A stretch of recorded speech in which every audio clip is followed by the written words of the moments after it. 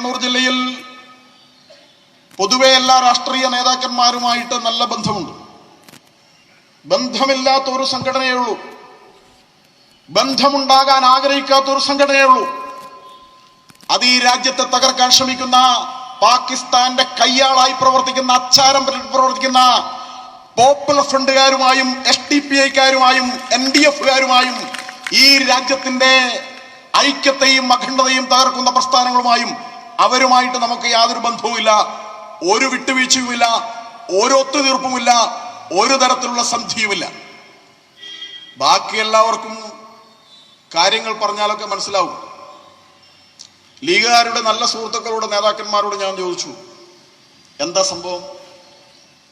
അവർ പറഞ്ഞു, നമുക്ക് കാര്യമെല്ലാം അറിയാം, പക്ഷെ നമ്മൾ അടങ്ങിയിരുന്നാൽ എല്ലാവരും SDPയിലേക്ക് പോകും.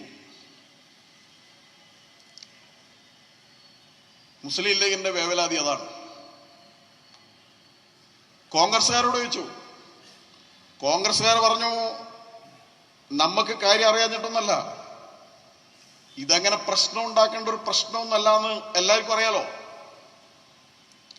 പക്ഷെ പാർലമെന്റ് തെരഞ്ഞെടുപ്പിൽ മുസ്ലിങ്ങൾ സംഘടിതമായി മാർക്സിസ്റ്റ് പാർട്ടിയിലുള്ള മുസ്ലിങ്ങളടക്കം നമുക്ക് വോട്ട് ചെയ്തതാണ്. പഞ്ചായത്ത് തെരഞ്ഞെടുപ്പും നിയമസഭാ തെരഞ്ഞെടുപ്പും വരാൻ പോവാണ്. ഇതിന്റെ പേരിലങ്ങാറ്റം ഈ മുസ്ലിങ്ങളെ മുഴുവനും മാർക്സിസ്റ്റ് പിടിച്ചിട്ടുണ്ട്. നമ്മളെ സ്ഥിതി എന്താണ് എന്നത് ഇവിടെയാണ്. ഇതും കൂടി പോയാൽ നമ്മളെ അവസ്ഥ എന്താണ്? മലപ്പുറം ഉൾപ്പെടുന്ന നിയോജക മണ്ഡലമാണ് എന്നുള്ളത് കൊണ്ടാണ് രാഹുൽ ഗാന്ധി UPയിൽ നിന്ന് ഇവിടെ വന്നത്. ഇവിടെ വന്നില്ലായിരുന്നെങ്കിൽ പാർലമെന്റിൽ ഉണ്ടാവുമായിരുന്നോ? നിലനിൽപ്പാണ് പ്രശ്നം. അതുകൊണ്ടാണ് ഞങ്ങൾ ഇറങ്ങുന്നത്. മാർക്സിസ്റ്റുകാരോട് ചോദിച്ചപ്പോൾ പറഞ്ഞു, ഇന്ത്യയിൽ ആകെ ഞങ്ങളുള്ളത് ഈ കേരളത്തിലാണ്. കഴിഞ്ഞ പാർലമെന്റ് തെരഞ്ഞെടുപ്പിൽ ആലപ്പുഴ മാത്രമാണ് കിട്ടിയത്. ഞങ്ങള് ദേശീയ പാർട്ടിയാണിപ്പോ, ആലപ്പുഴ പാർട്ടിയാണ്. പിന്നെ DMK-കാരുടെ സഹായം കൊണ്ടും സാമ്പത്തിക പിന്തുണ കൊണ്ടും 2 എണ്ണം അവിടെ നിന്ന് ജയിച്ചിട്ടുണ്ട്. അതെപ്പോഴാണ് പോവാന്നറിയില്ല. ആ ഒന്നാണുള്ളത്. ഇതേ രീതിയിൽ പോവുകയാണെങ്കിൽ, മുസ്ലിങ്ങൾ ഞങ്ങളെ കൈയൊടുകയാണെങ്കിൽ പഞ്ചായത്ത് തെരഞ്ഞെടുപ്പും നിയമസഭാ തെരഞ്ഞെടുപ്പിലും കാര്യം സ്വാഹയായിരിക്കും. എങ്ങനെയെങ്കിലും അതിനെ പിടിച്ച് ഞങ്ങളുടെ കൂടെ കൊണ്ടുവരണം.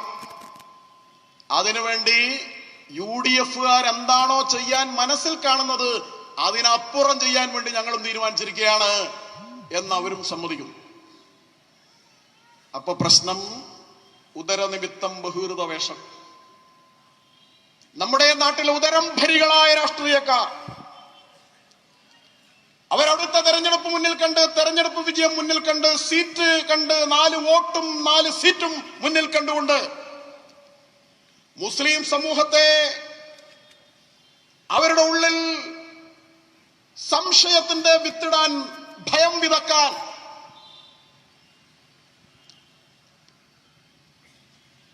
അവരുടെ മനസ്സിൽ രാജ്യവിരുദ്ധത പടർത്താൻ, രാജ്യത്തെ സംവിധാനങ്ങളോട് വെറുപ്പും വിദ്വേഷവും പടർത്താൻ, അതുവഴി അവരെ ഒരുമിച്ച് തങ്ങളുടെ കൂടെ കൂട്ടാൻ വേണ്ടിയിട്ടുള്ള മത്സരം.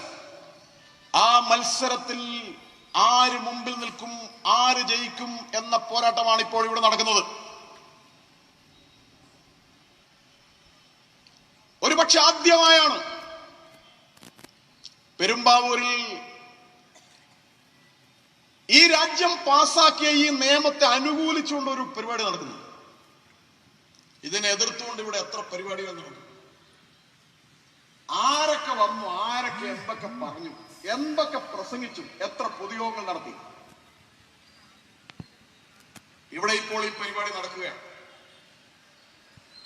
ഏതായാലും ഇപ്പോൾ ഈ മൈതാനവും മൈതാനത്തിന്റെ ചുറ്റുമുള്ള റോഡുകളും എല്ലാം നിറഞ്ഞു കവിഞ്ഞിരിക്കുകയാണ്. സാധാരണഗതിയിൽ നല്ല കച്ചവടമുള്ള സമയമാണ്. കച്ചവടം ചെയ്യണോ പൊതുയോഗം കേൾക്കണോ എന്ന അന്തർദ്വന്ദ്വം അനുഭവപ്പെടാതെ ഈ പൊതുയോഗ സ്ഥലത്ത് വരാൻ സൗകര്യമുണ്ടാക്കിയ എല്ലാ വ്യാപാരി സുഹൃത്തുക്കൾക്കും അബോധപൂർവമായാണെങ്കിലും ഈ പൊതുയോഗം വിജയിപ്പിക്കുവാൻ പരോക്ഷ സഹായം നൽകിയ ഭീകരന്മാർക്കും എല്ലാ വിധത്തിലുള്ള ആശംസകളും അറിയിക്കുകയാണ്. ചില കാര്യങ്ങൾ നിങ്ങൾ ചെയ്യുന്നത് പല സന്ദർഭങ്ങളിലും നമ്മൾക്ക് അനുകൂലമായി വരാറുണ്ട്. അങ്ങനെ ഒന്നിന്നും സംഭവിച്ചു. പക്ഷെ എനിക്ക് തോന്നുന്നു കടയിൽ നിന്ന് മാത്രം അടച്ചാൽ മതിയാവൂല. കാരണം ഞങ്ങളുടെ അടുത്ത് മട്ടന്നൂർ എന്ന് പറഞ്ഞ സ്ഥലത്ത് അവിടെ പൊതുയോഗം നടത്തിയപ്പോൾ കഴിഞ്ഞ ആഴ്ച ഒരു 18 കടക്കാരടച്ചു. നമ്മൾ പീഡിയ ബഹിഷ്കരിക്കാനും വെല്ലുവിളിക്കാനൊന്നും പോയിട്ടില്ല. നമ്മൾ ഈ 3, 4, 5, 6, 7 തീയതികളിൽ അവിടെ പൊതുയോഗങ്ങൾ സംഘടിപ്പിച്ചിരിക്കുകയാണ്. 5-ാം തീയതി ഞാൻ അവിടെ സംസാരിക്കുന്നുണ്ട്. 5 ദിവസം പഞ്ചദിന പൊതുയോഗമാണ്. 5 ദിവസമാണ് തുടർച്ചയായി പൊതുയോഗമാണ്. എന്നാ അടക്കുന്നൊന്ന് കാണണല്ലോ, അടക്കട്ടെ. നന്മണ്ടയിൽ 3 ദിവസം നടന്നു. നമ്മളെ ആളുകൾ പോയിട്ട് പറഞ്ഞു ഇന്ന് പൊതുയോഗം ഉണ്ട്, അടക്കണം എന്ന് പറഞ്ഞു. അവർ പറയുന്നത് എത്ര ദിവസം ഉണ്ടെന്ന് ചോദിച്ചു. 3 ദിവസം ഉണ്ടെന്ന് പറഞ്ഞു. നമ്മളേതായാലും ഇല്ല, അന്ന് അവർ നിർബന്ധിച്ചിട്ട് അടച്ചതാണ്, ദയവ് ചെയ്തിട്ട് നമ്മളോട് സഹകരിക്കണം എന്ന് പറഞ്ഞു. ഏതായാലും ഈ നാട്ടുകാർ അത്തരം ഉത്ബുദ്ധമായ പ്രതികരണങ്ങൾ, നമ്മൾ വിദ്വേഷം വമ്പിപ്പിക്കുന്നതും അതുപോലെ തന്നെ ഭീകരന്മാർ ആഗ്രഹിക്കുന്നത് പോലെയുള്ള ധ്രുവീകരണം ലക്ഷ്യമിട്ടതുമായ പ്രതികരണങ്ങൾക്ക് പകരം ജനാധിപത്യത്തിന്റെ അന്തസ്സത്തെ ഉയർത്തിപ്പിടിക്കുന്ന അത്തരം ഉത്ബുദ്ധമായ പ്രതികരണങ്ങൾ നടത്തിക്കൊണ്ട് ഭീകരന്മാരുടെ ഇത്തരം ദുഷ്ചെയ്തികളുടെ പത്തിയെ ആഞ്ഞടിച്ച് തകർക്കാനുള്ള ഐക്യം ഈ നാട് കാണിക്കണം എന്നാണ് വിനയപൂർവ്വം പറയാനുള്ളത്. നമ്മുടെ ഈ പൊതുയോഗം കേൾക്കുന്ന ആളുകൾ, ഇതിനെതിരെ നിൽക്കുന്ന ആളുകൾ ആരെങ്കിലും ഉണ്ടെങ്കിൽ അവരോട് ആദ്യം തന്നെ ഒരു ചോദ്യമുണ്ട്. എന്താ നിങ്ങളുടെ ആവശ്യം? ഞങ്ങൾ ഈ പൊതുയോഗം നടത്തുന്നത് കൃത്യമായി പറയാം. ഈ പൊതുയോഗം നടത്തുന്നത് ഇന്ത്യൻ പാർലമെന്റ് പാസാക്കിയ, രാജ്യസഭ പാസാക്കിയ, ഭൂരിപക്ഷമില്ലാത്ത രാജ്യസഭ ഭൂരിപക്ഷത്തോടെ പാസാക്കിയ, രാജ്യത്തെ രാഷ്ട്രപതി ഒപ്പിട്ട് രാഷ്ട്ര നിയമമാക്കിയ സിറ്റിസൺഷിപ്പ് അമെൻഡ്മെന്റ് ആക്ട്, അതിന് പിന്തുണ നൽകിക്കൊണ്ടാണ് 1947 ആഗസ്റ്റ് മാസം 15-ാം തീയതി രാഷ്ട്രവിഭജനം നടത്തിയപ്പോൾ ഈ രാജ്യത്തെ പൗരന്മാരായിരുന്ന ഒറ്റ ദിവസം കൊണ്ട് അന്യരാജ്യത്തിൽ കഴിയേണ്ടി വന്ന ആ പാകിസ്ഥാനിൽ ഉൾപ്പെട്ടു പോയ അവിടുത്തെ ന്യൂനപക്ഷങ്ങൾ, മതപീഡനം കൊണ്ട് അവിടെ നാട്ടിയോടിക്കപ്പെട്ടവർ, അവിടേക്ക് തിരിച്ചു പോകാൻ സാധിക്കാത്തവർ, തിരിച്ചുപോയാൽ കൊല്ലപ്പെടുമെന്ന് ഉറപ്പുള്ളവർ, അങ്ങനെ ഈ നാട്ടിലേക്ക് വന്ന് 50, 40, 30, 20, 10 കൊല്ലമായി ഈ നാടിൽ തെരുവീഥികളിൽ കഴിയേണ്ടി വരുന്നവർ, നല്ല സൗകര്യത്തോടുകൂടിയും നല്ല നിലയിലും കഴിഞ്ഞിരുന്ന ആളുകൾ, അവരുടെ സ്വപ്നവും സങ്കല്പങ്ങളും അവരുടെ സ്വത്തും അവരുടെ അഭിമാനവും അവരുടെ സർവ്വതും പിറന്ന മണ്ണിൽ ഉപേക്ഷിച്ച് സ്വന്തം വീട്, സ്വന്തം നാട് ഉപേക്ഷിച്ച് ഒരാൾ പോകേണ്ടി വരുമ്പോൾ, എല്ലാം ഇട്ടെറിഞ്ഞ് പോകേണ്ടി വരുമ്പോൾ, അങ്ങനെ പോകേണ്ടി വരുന്ന ഒരു ദുരന്തപൂർണമായ, വിഷാദപൂർണമായ ഒരു സാഹചര്യമുണ്ട്. ആ സാഹചര്യത്തിൽ അതെല്ലാം വിട്ടെറിഞ്ഞ് ഇവിടെ വന്ന് ഇന്ദ്രപ്രസ്ഥത്തിലെ തെരുവീഥികളിൽ, ബംഗ്ലാ കോളനികളിലും പക്കോളനികളിലുമെല്ലാമായി കഴിയുന്ന, കോച്ചി വിറക്കുന്ന, മരം കോച്ചുന്ന മഞ്ഞത്ത് കടുത്ത തണുപ്പിൽ വിറച്ചു കഴിയുന്ന, പ്രസവവും മരണവും സന്താനോത്പാദനവും ഭക്ഷണവുമെല്ലാം ഒരു പ്ലാസ്റ്റിക് ഷീറ്റിന്റെ അടിയിൽ കുടുംബമായി നടത്തേണ്ടി വരുന്ന ദുർഗമമായ ജീവിത സാഹചര്യത്തിൽ പുഴുക്കളെ പോലെ കഴിയേണ്ടി വന്ന ആ മനുഷ്യരുടെ ദയനീയമായ സാഹചര്യം കണ്ടിട്ട് അവർക്ക് അഭിമാനം നൽകാൻ ഈ രാജ്യത്ത് വന്നിട്ട് ഒന്നുമില്ലാതെ കഷ്ടപ്പെടുന്ന, അവർക്ക് ഈ രാജ്യത്തോട് അവരെ ചേർത്ത് പിടിക്കാൻ, ഈ രാജ്യത്തിന്റെ സ്നേഹവും പരിലാളനയും പരിചരണവും കരുതലും അവർക്ക് നൽകാൻ, അവർക്ക് അഭിമാനം നൽകാൻ, അവർക്ക് പൗരത്വം നൽകാൻ, അവർക്ക് ആത്മാഭിമാനത്തോടുകൂടി ഈ മണ്ണിൽ ജീവിക്കാൻ, ഹിന്ദുവായതുകൊണ്ട് മാത്രം ആട്ടിയോടിക്കപ്പെട്ട് ഇവിടെ വന്ന, ക്രിസ്ത്യാനി ആയതുകൊണ്ട് മാത്രം ആട്ടിയോടിക്കപ്പെട്ട് ഇവിടെ വന്ന, ബൗദ്ധന്മാർക്കും ജൈനന്മാർക്കും പാർസികളുമായതുകൊണ്ട് മാത്രം പിറന്ന മണ്ണിൽ നിന്ന് പലായനം ചെയ്യേണ്ടി വന്നു ഈ മണ്ണിൽ അഭയം തേടേണ്ടി വന്ന ആ മനുഷ്യരുടെ, കൊച്ചു കുഞ്ഞുങ്ങളുടെ, പടുവൃദ്ധന്മാരുടെ, പച്ച മനുഷ്യരുടെ ദീർഘനാളത്തെ ആവശ്യങ്ങൾക്ക്, ആഗ്രഹങ്ങൾക്ക് ചെവി കൊടുത്തുകൊണ്ട് അവർക്ക് വേണ്ടി ഒരു നിയമം ഈ രാജ്യത്ത് നടപ്പാക്കി. ഞങ്ങൾ ആ നിയമത്തെ അംഗീകരിക്കുന്നു, ഞങ്ങൾ ആ നിയമത്തെ പിന്തുണക്കുന്നു.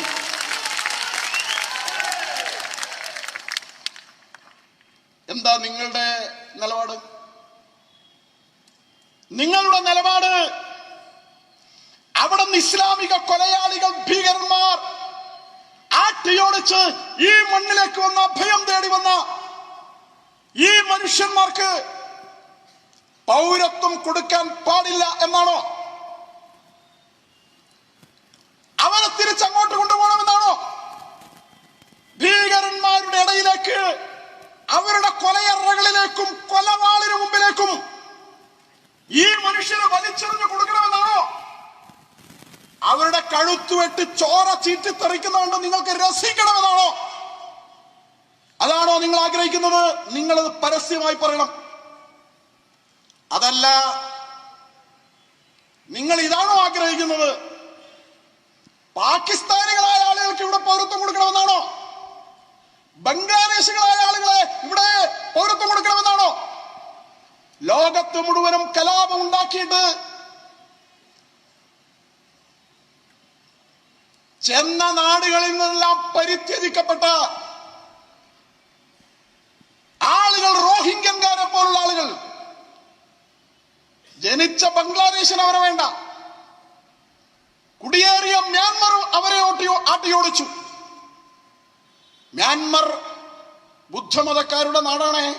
ഓം ശാന്തി ശാന്തി ശാന്തി, സംഘം ശരണം ഗച്ഛാമി, ബുദ്ധം ശരണം ഗച്ഛാമി എന്ന് പറയുന്ന പച്ചവെള്ളം ചവച്ചു കുടിക്കുന്ന പഞ്ചപാവങ്ങൾ. പക്ഷേ ഗതി കെട്ടാൽ സ്വാമിമാരും വടിയെടുക്കും. അഹിംസാവാദികളും ഒരിറക്ക് ഇറങ്ങും. അങ്ങനെ ഇറങ്ങിയപ്പോ പടാന്നോടിയിട്ട് ബംഗ്ലാദേശ് ചെന്നു. സഹികെട്ടാൽ ഏത് അഹിംസാവാദിയും എവിടെയും അങ്ങനെ ഇറങ്ങേണ്ടി വരും എന്ന കാര്യവും കൂടി വലിയൊരു പാഠമായി മ്യാൻമർ നമ്മുടെ മുമ്പിൽ നിൽക്കുന്നുണ്ട്. ബംഗ്ലാദേശിലൊക്കെ അവർ തിരിച്ചു വന്നു. ബംഗ്ലാദേശുകാർ പറഞ്ഞു ഇവിടെ പറ്റൂല. ബംഗ്ലാദേശിൽ അവരെ പ്രവേശിപ്പിച്ചില്ലെന്ന് മാത്രമല്ല, അവിടുത്തെ പെൺകുട്ടികളെ ഇവർക്ക് കല്യാണം കഴിച്ചു കൊടുക്കാൻ പാടില്ല എന്നും, അതിന്റെ പേരിൽ ബീവിയുടെ വീട്ടിലേക്ക് എന്ന് പറഞ്ഞിട്ട് ഇങ്ങോട്ട് വരുന്ന സാഹചര്യം കൂടി ഒഴിവാക്കണമെന്നും ഉത്തരവിറക്കി.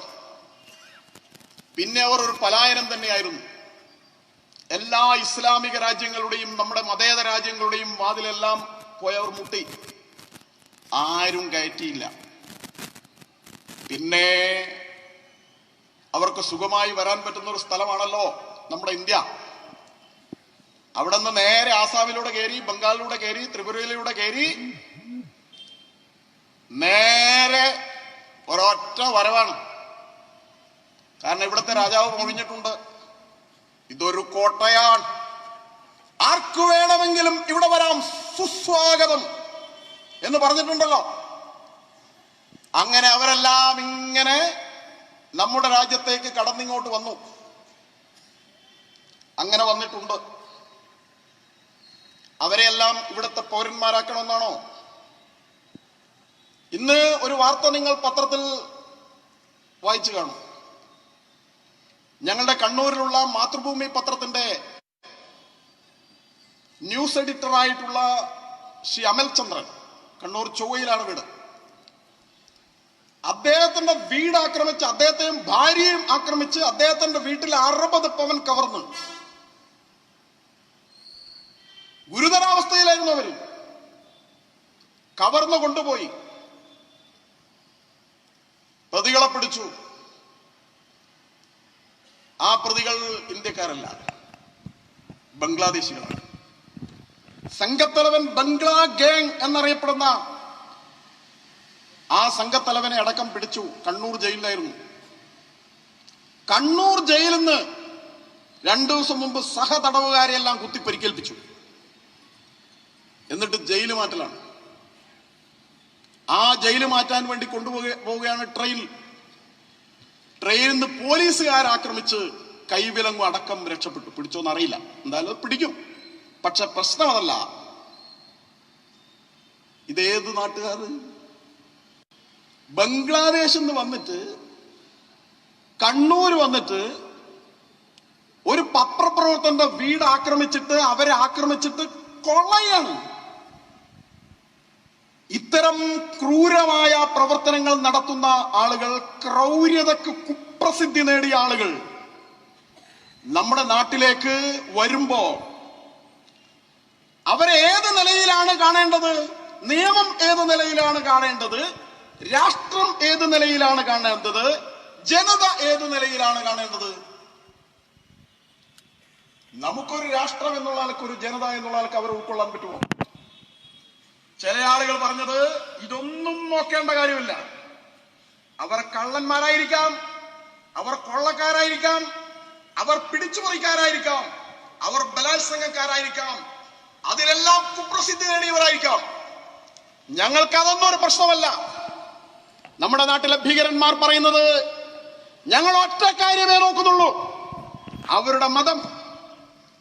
അത് ഞങ്ങളുടെ മതമാണ്, അതുകൊണ്ട് അവരെ ഇവിടെ പൗരത്വം കൊടുക്കണം എന്നാണ് നിങ്ങളുടെ വാദമെങ്കിൽ നിങ്ങളത് തുറന്നു പറയണം. അതായത് ഇവിടത്തെ അഭയാർത്ഥികളായി വന്ന ആളുകൾക്ക് പൗരത്വം കൊടുത്താണോ പ്രശ്നം? അത് റദ്ദാക്കണമെന്നാണോ നിങ്ങൾ പറയുന്നത്? നിങ്ങളത് പറയണം. ഇനി അതല്ല, ഇവിടത്തെ അനധികൃതമായി കുടിയേറി വന്നിട്ടുള്ള, ഈ രാജ്യത്തെ തകർക്കാൻ വന്നിരിക്കുന്ന, ഇവിടെ ബോംബ് സ്ഫോടനം നടത്താൻ വന്നിരിക്കുന്ന, ഇവിടെ കൊള്ള നടത്താൻ വന്നിരിക്കുന്ന, കവർച്ച നടത്താൻ വന്നിരിക്കുന്ന, ഇവിടുത്തെ വിധ്വംസന പ്രവർത്തനം നടത്താൻ വന്ന ആളുകളെയെല്ലാം ഇവിടുത്തെ പൗരന്മാരായി അവർക്ക് ചുവപ്പ് പരവതാനി വിരിച്ച് അരിയിട്ടുവാഴ്ച നടത്തി ഇവിടെ സിംഹാസനാരൂഢരായി വാഴിക്കണം എന്നാണോ നിങ്ങളുടെ വാദം? ഏതാണ് നിങ്ങളുടെ വാദം എന്ന് നിങ്ങൾ തുറന്നു പറയണം. നിങ്ങളല്ലാണ്ട് വെറുതെ ചപ്പടാച്ചി അടിച്ചതുണ്ടായില്ല. അവരിപ്പോ പറയുന്നത് നരേന്ദ്രമോദിയും അമിത്ഷായും ഇന്ത്യയെ വിഭജിക്കുന്നു എന്നാണ്. നോക്കണേ, നിങ്ങൾ പ്രശ്നത്തിലേക്ക് വാ. നിങ്ങൾ വെറുതെ എന്തെങ്കിലും ഉണ്ടയില്ലാത്ത വെടിവെക്കല്ല. നിങ്ങൾ ആവശ്യം എന്താന്ന് പറ, അത് സത്യസന്ധമായി പറയും. നിങ്ങൾ ഈ പൗരത്വം കൊടുത്ത ആളുകൾക്ക് എന്താണോ അത് റദ്ദാക്കണം എന്നാണല്ലോ പറയുന്നത്. അത് റദ്ദാക്കണമെന്ന് പറഞ്ഞാൽ എന്താണ്? ഈ അഭയാർത്ഥികളെ തിരിച്ചങ്ങോട്ട് അയക്കണമെന്നാണ്. എന്താ നിങ്ങളുടെ ഉദ്ദേശം? എന്താ നിങ്ങൾ ആഗ്രഹിക്കുന്നത്? ഈ രാജ്യത്ത് അനധികൃതമായി വന്ന് ഇവിടെ താമസിക്കുന്നവരുണ്ടെങ്കിൽ നിങ്ങൾ അടുത്ത പോലീസ് സ്റ്റേഷൻ അറിയിക്കണം, ഇവിടുത്തെ സർക്കാർ സംവിധാനത്തെ അറിയിക്കണം. അവർ നിങ്ങളുടെ ഓഫീസുകളിൽ ഉണ്ടെങ്കിൽ, നിങ്ങളുടെ തൊഴിലിടങ്ങളിൽ ഉണ്ടെങ്കിൽ, അവരെവിടെയെങ്കിലും ഉണ്ടെങ്കിൽ, നിങ്ങൾ ഉത്തരവാദിത്ത ബോധമുള്ള പൗരനാണെങ്കിൽ, പൗരന്മാരാണെങ്കിൽ നിങ്ങൾ ചെയ്യേണ്ട കാര്യം അത് ഈ രാജ്യത്തിന്റെ അധികൃതരെ അറിയിക്കുക എന്നുള്ളതാണ്. നിങ്ങളത് ചെയ്യുന്നില്ലെങ്കിൽ, നിങ്ങളത് മറച്ചു വെക്കുന്നില്ലെങ്കിൽ, ഈ രാജ്യദ്രോഹ പ്രവർത്തനത്തിന് വേണ്ടി വന്നിരിക്കുന്ന ആളുകളുമായി നിങ്ങൾക്കെന്തോ അന്തർധാരയുണ്ട് എന്നാണ്. അന്തർധാര മതമാണെങ്കിൽ അത് ഗുരുതരമായ പ്രശ്നമാണ്. കാരണം എന്തുകൊണ്ടാണ് ഗുരുതരമായ പ്രശ്നമാകുന്നത്? മതത്തിന്റെ പേരിൽ ഈ രാജ്യം വെട്ടിമുറിക്കപ്പെട്ടിട്ടുണ്ട് എന്നുള്ളത് കൊണ്ടാണ്. ആ ഭൂതകാലം നമ്മളെല്ലാം വേട്ടയാടുന്നുണ്ട് എന്നുള്ളത് കൊണ്ടാണ്. മതത്തിന്റെ പേരിൽ കണക്ക് പറഞ്ഞാണ് ഇന്ത്യ വിഭജിക്കപ്പെട്ടത് എന്നതുകൊണ്ടാണ്. അതിന്റെ പേരിൽ ഇവിടെ ലഹളകൾ ഒരുപാടുണ്ടായി, കോടിക്കണക്കിന് ആളുകൾ കൊല്ലപ്പെട്ടു എന്നുള്ളത് കൊണ്ടാണ്. അതിന്റെ മുറിവുകൾ ഇനിയും ഉണങ്ങിയിട്ടില്ല എന്നുള്ളത് കൊണ്ടാണ്. അത് ഈ രാജ്യത്തെ മനുഷ്യ മനസ്സുകളിൽ മതിലുകളും വിഭിന്നതയും സൃഷ്ടിച്ചിട്ടുണ്ട് എന്നുള്ളത് കൊണ്ടാണ് അത് ഭീതിജനകവും അതുപോലെ തന്നെ എതിർക്കപ്പെടേണ്ടതുമായി മാറുന്നത്. അമിത്ഷായും നരേന്ദ്രമോദിയും ഇന്ത്യ വിഭജിക്കുന്നുണ്ടോ? ആരാ പറയുന്നത്? നല്ല അസലായി ഇന്ത്യയെ കഷണമാക്കിയ ആളുകളാ പറയുന്നത്. സ്വത്തോഹരി വെക്കുന്ന മക്കൾക്ക് സ്വത്തോഹരി വെക്കുന്ന പോലെയല്ലേ 47 ആഗസ്റ്റ് 15 ഓഹരി വെച്ചത്? രാജ്യത്തെ വിഭജിച്ചത്. രാജ്യത്തെ വിഭജിക്കരുത് എന്ന് പറഞ്ഞ, നെഞ്ചത്തടിച്ച് കരഞ്ഞു പറഞ്ഞ ഒരു പ്രസ്ഥാനമേ അന്ന് ഈ രാജ്യത്തുള്ളൂ. ആ പ്രസ്ഥാനത്തിന്റെ ഒരു എളിയ പ്രതീതിയായാണ് ഞാനിവിടെ സംസാരിക്കുന്നത്. രാജ്യം വിഭജിക്കരുത് എന്ന് പറഞ്ഞ ഏക പ്രസ്ഥാനം രാഷ്ട്രീയ സ്വയം സേവക സംഘം എന്ന് പറയുന്ന പ്രസ്ഥാനമാണ്. അന്ന് BJP ഇല്ല, അന്ന് ജനസംഘ ഇല്ല, അന്ന് ഉള്ള പാർട്ടികളൊന്ന് കോൺഗ്രസ്, പിന്നെ ഇന്ത്യൻ കമ്മ്യൂണിസ്റ്റ് പാർട്ടി, പിന്നെ ഇന്ത്യൻ യൂണിയൻ മുസ്ലിം ലീഗ്. ഈ 3 പേരാണ് ഓഹരി വെച്ചത്. ഇന്ത്യ വിഭജിച്ച ആളുകൾ, അതിന്റെ പാപക്കറ കയ്യിലുള്ള ആളുകൾ, അതിന്റെ ചോരവരുടെ കൈകൾ മറച്ചു പിടിച്ചുകൊണ്ട് നിങ്ങളെന്ത് ലജ്ജാകരമായ ദുരാരോപണങ്ങളാണ് നടത്തുന്നത്. നാളുകളിൽ എന്താണ് സംഭവിച്ചതെന്ന് മീഡം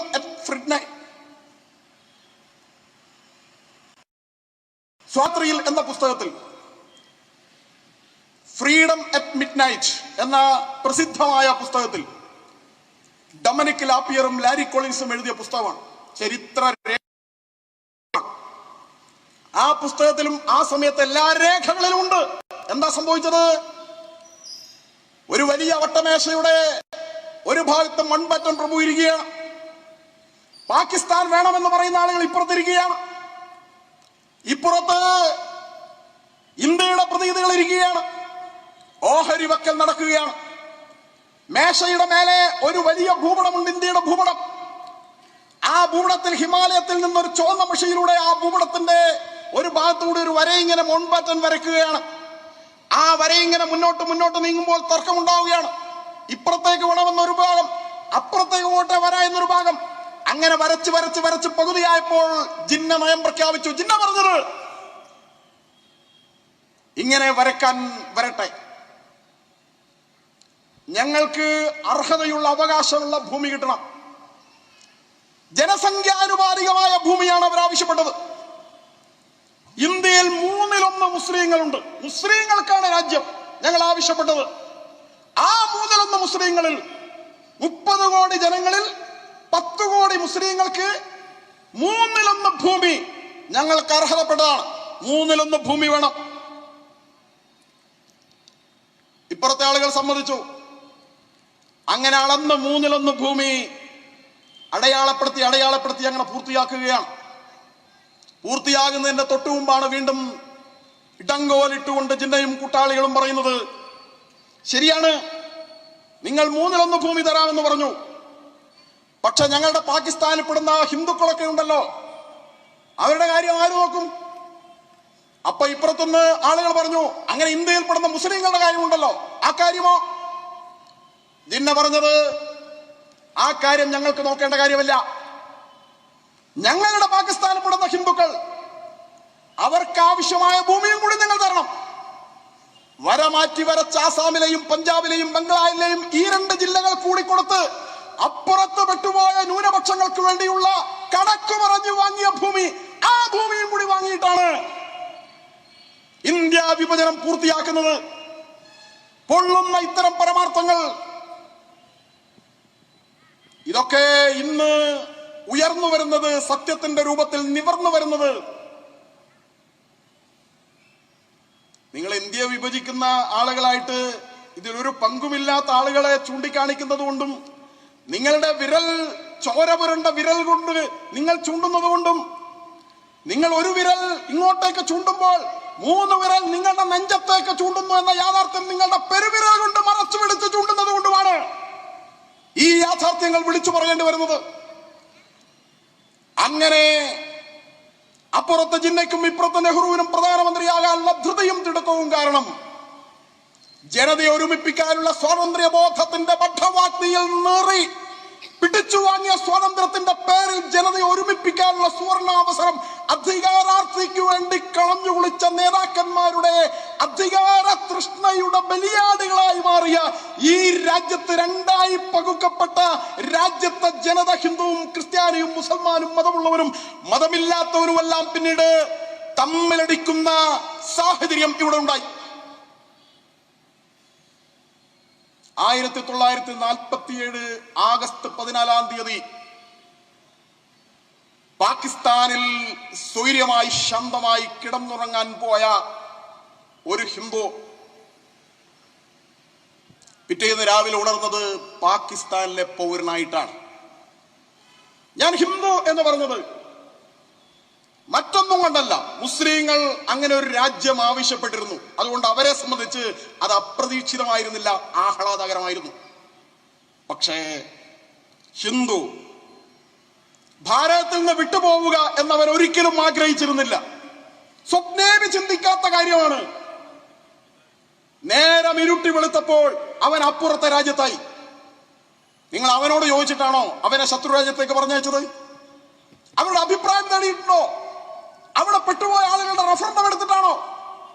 അവരാവശ്യപ്പെട്ടോ? അവരെങ്ങനെയാണ് അപ്പുറത്തെ പൗരന്മാരായി മാറിയത്? അങ്ങനെ അവരുടെ ഹിതത്തിനും ആഗ്രഹത്തിനും വിരുദ്ധമായി അപ്പുറത്തെ രാജ്യത്തെത്തിപ്പോയ ആളുകൾ, അങ്ങനെ വലിച്ചെറിഞ്ഞ് ശത്രുക്കളുടെ മുമ്പിലേക്ക് വലിച്ചെറിഞ്ഞു കൊടുത്തതിന്റെ ഉത്തരവാദിത്വം, ആ ഉത്തരവാദിത്വം രാജ്യം വിഭജിച്ച ആളുകൾക്കല്ലെങ്കിൽ മറ്റാർക്കാണ്?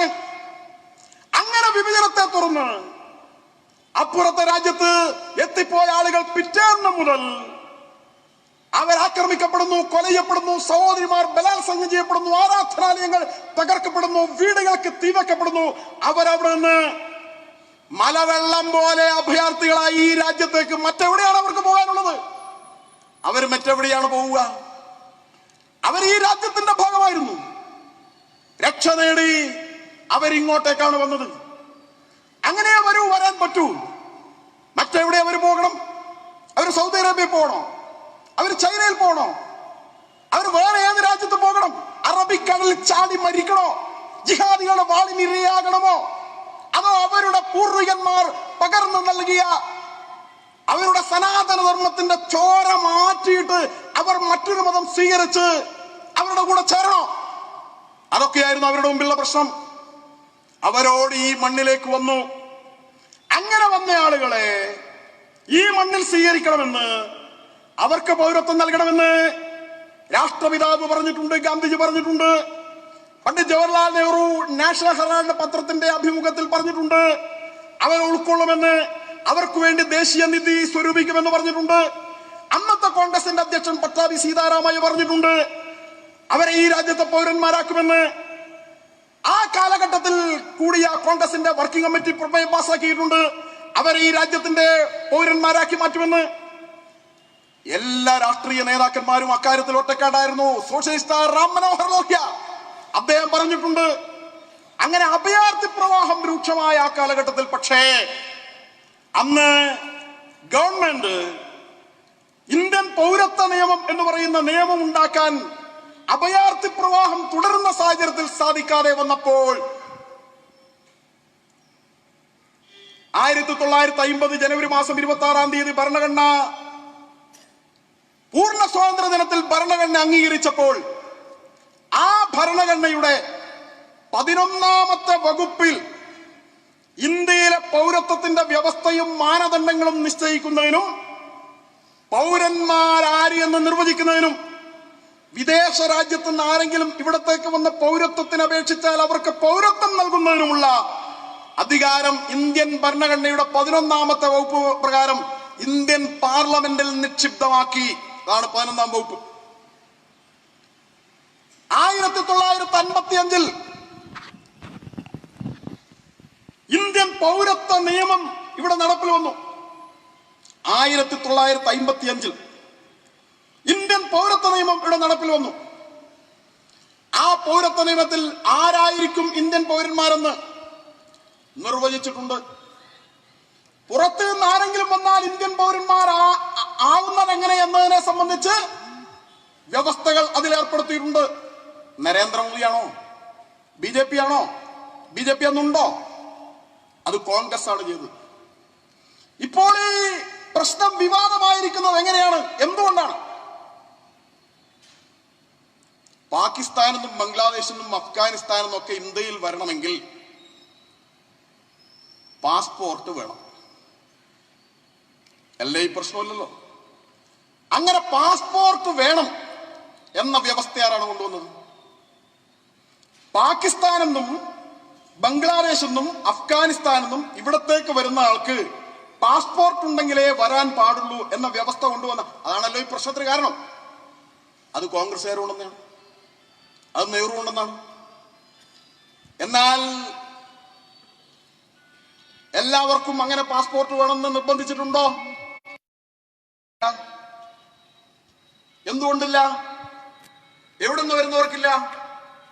കോൺഗ്രസ്സുകാർ ആരെങ്കിലും ഉണ്ടെങ്കിൽ ഒന്ന് കേൾക്കുമ്പോ ഒന്ന് നേതാക്കന്മാരൊന്ന് ഓർമ്മിപ്പിച്ചേ. ഞാനൊരു കാര്യം പറയാം. നേപ്പാളിൽ നിന്ന് ഇങ്ങോട്ട് വരാൻ പാസ്പോർട്ട് വേണോ? വേണ്ട. ഇന്ത്യയിൽ നിന്ന് നേപ്പാൾ പോകാൻ പാസ്പോർട്ട് വേണോ? വേണ്ട. ഭൂട്ടാനിൽ നിന്ന് ഇങ്ങോട്ട് വരാൻ പാസ്പോർട്ട് വേണോ? വേണ്ട. ഭൂട്ടാനിലേക്ക് പോകാൻ പാസ്പോർട്ട് വേണോ? വേണ്ട. ഈ അടുത്ത് ഭൂട്ടാനിലേക്ക് പോകാൻ ഐഡന്റിറ്റി കാർഡ് കാണിക്കണമെന്ന്. ഭൂട്ടാനിൽ നിന്ന് ഇങ്ങോട്ട് വരാനും ഐഡന്റിറ്റി കാർഡ്, നമ്മുടെ ഐഡന്റിറ്റി കാർഡ് അത് കാണിക്കണം. അത്രയേ ഉള്ളൂ. പാകിസ്ഥാനെന്ന് വരുമ്പോ പാസ്പോർട്ട് വേണം എന്ന് തീരുമാനമെടുത്തത്, നേപ്പാളിൽ നിന്ന് വരുന്നവർക്ക് പാസ്പോർട്ട് വേണ്ട എന്ന് തീരുമാനമെടുത്തത് ആരാണ്? കോൺഗ്രസ് ആണ്. എന്താ ഈ രണ്ട് രാജ്യങ്ങൾ തമ്മിലുള്ള വ്യത്യാസം? എന്താ വ്യത്യാസം? എന്തുകൊണ്ടാ ഈ രണ്ട് വ്യത്യസ്തമായ തീരുമാനങ്ങൾ വന്നത്? അല്ല, നിങ്ങൾ തന്നെ പറഞ്ഞു, എന്താ ഇങ്ങനെ വന്നത്? നേപ്പാൾ ഒരു ഹിന്ദു ഭൂരിപക്ഷ രാജ്യമാണ്. പാകിസ്ഥാനും ബംഗ്ലാദേശും അഫ്ഗാനിസ്ഥാനും മുസ്ലിം മതാധിഷ്ഠിത രാജ്യങ്ങളാണ്. ഇതല്ലെങ്കിൽ വേറെ എന്താ മാനദണ്ഡം? അതവർ പറയട്ടെ. ആരാ വിവേചനം കൊണ്ടുവന്നത്? ആരാ വിവേചനം കൊണ്ടുവന്നത്? അന്ന് കൊണ്ടുവന്ന ഈ വിവേചനമാണല്ലോ ഇപ്പോഴത്തെ പ്രശ്നത്തിന് കാരണം. ഇത് ഇപ്പോഴത്തെ ആളുകളുടെ തലയിലിടുന്നതിന്റെ ഉത്തരവാദിത്വം, തലയിലിടുന്നതിന്റെ ഉദ്ദേശം എന്താണ്? അപ്പൊ അന്ന് ഇങ്ങനെ ഒരു തീരുമാനമെടുക്കുന്നതിന് എന്തെങ്കിലും കാരണം ഉണ്ടാവും. ആ കാരണത്തെ ഞാൻ വിമർശിക്കുന്നില്ല. ഏത് രാജ്യത്ത് നിന്ന് വരുന്ന ആളുകൾക്ക് പാസ്പോർട്ട് വേണമെന്നും വേണ്ടെന്നും തീരുമാനിക്കുന്നത് ആ രാജ്യവുമായിട്ടുള്ള നയതന്ത്ര ബന്ധത്തിന്റെയും കൂടി അടിസ്ഥാനത്തിലാണ്. അതുകൊണ്ട് തന്നെ ഇത്തരം വിവേചനങ്ങൾ കാണിച്ചത് അത് ഇപ്പുറത്തുള്ള ആളുകളാണ് എന്ന് പറഞ്ഞ് വെറുതെ ഗോളടിക്കരുത്. കോൺഗ്രസ് ആണ് ഈ വ്യവസ്ഥ. അപ്പൊ അതുകൊണ്ട് കോൺഗ്രസ്സുകാരുടെ ഭരണത്തിലാണ്, 60 കൊല്ലക്കാലം നീണ്ടുന്ന കോൺഗ്രസ്സുകാരുടെ ഭരണത്തിലാണ് അപ്പുറത്തുനിന്ന് ഇപ്പുറത്ത് വരുന്ന ആളുകൾക്ക് പാസ്പോർട്ട് വേണമെന്ന് തീരുമാനം ഉണ്ടായത്. അങ്ങനെ ഒരു തീരുമാനം ഉണ്ടായില്ലായിരുന്നുവെങ്കിൽ ഇവിടെ ഇപ്പൊ പ്രശ്നമില്ല. അപ്പൊ ഈ പ്രശ്നത്തിന്റെ നാരായ വേര് എവിടെയാണ് കിടക്കുന്നത്? കോൺഗ്രസിന്റെ ആ തീരുമാനത്തിലാണ്. കോൺഗ്രസ് വിളിക്കുമ്പോ ജാഥയിൽ പോകുന്ന മുസ്ലിം സഹോദരന്മാർ ചോദിക്കണം, നിങ്ങൾ എന്തുകൊണ്ടാ അന്ന് ഇങ്ങനെ ഒരു നിയമം ഇവിടെ കൊണ്ടുവന്നത് എന്ന്. എന്നിട്ട് വേണം നമ്മൾ വരടിക്ക് കയറാൻ. ഇവിടെയൊക്കെയാണ് ഇതിന്റെ അടിസ്ഥാനം എന്ന കാര്യം മനസ്സിലാക്കണം. ഏതായാലും അങ്ങനെ നേരം ഇരുട്ടി വെളുക്കുന്നതിന് മുമ്പ് അപ്പുറത്തെ രാജ്യത്ത് ആയിപ്പോയ ആളുകൾ, ആ ആളുകൾ അഭയാർത്ഥികളായി ഇവിടേക്ക് വരികയാണ്. ലക്ഷക്കണക്കിന് ആളുകളാണ് വന്നത്. അങ്ങനെ വന്ന ആളുകൾ, അവർക്ക് അഭയാർത്ഥി ക്യാമ്പുകളിൽ സൗകര്യമൊരുക്കി കൊടുത്തു നമ്മുടെ രാജ്യം. അവർക്ക് വേണ്ടിയിട്ടുള്ള ദേശീയ പുനർനിർമ്മാണ നിധിയിൽ നിന്ന് അവർക്ക് ഫണ്ട് കൊടുത്തിട്ടുണ്ട്. ഇതെല്ലാം ചെയ്തിട്ടുണ്ട്. 1000 പൗരത്വം കൊടുത്തു. 1955 ശേഷം അങ്ങനെ വന്ന ആളുകൾ അവർക്ക് പൗരത്വം കൊടുക്കുമെന്നുള്ളത് കാലാകാലങ്ങളിൽ ഈ രാജ്യത്തെ ഗവൺമെന്റുകൾ അവർക്ക് കൊടുത്ത ഉറപ്പാണ്. അസം മുഖ്യമന്ത്രി തരുൺ ഗൊഗോയ്, നമ്മുടെ പ്രധാനമന്ത്രിയായിരുന്ന ശ്രീ മൻമോഹൻ സിംഗ് രാജ്യസഭയിൽ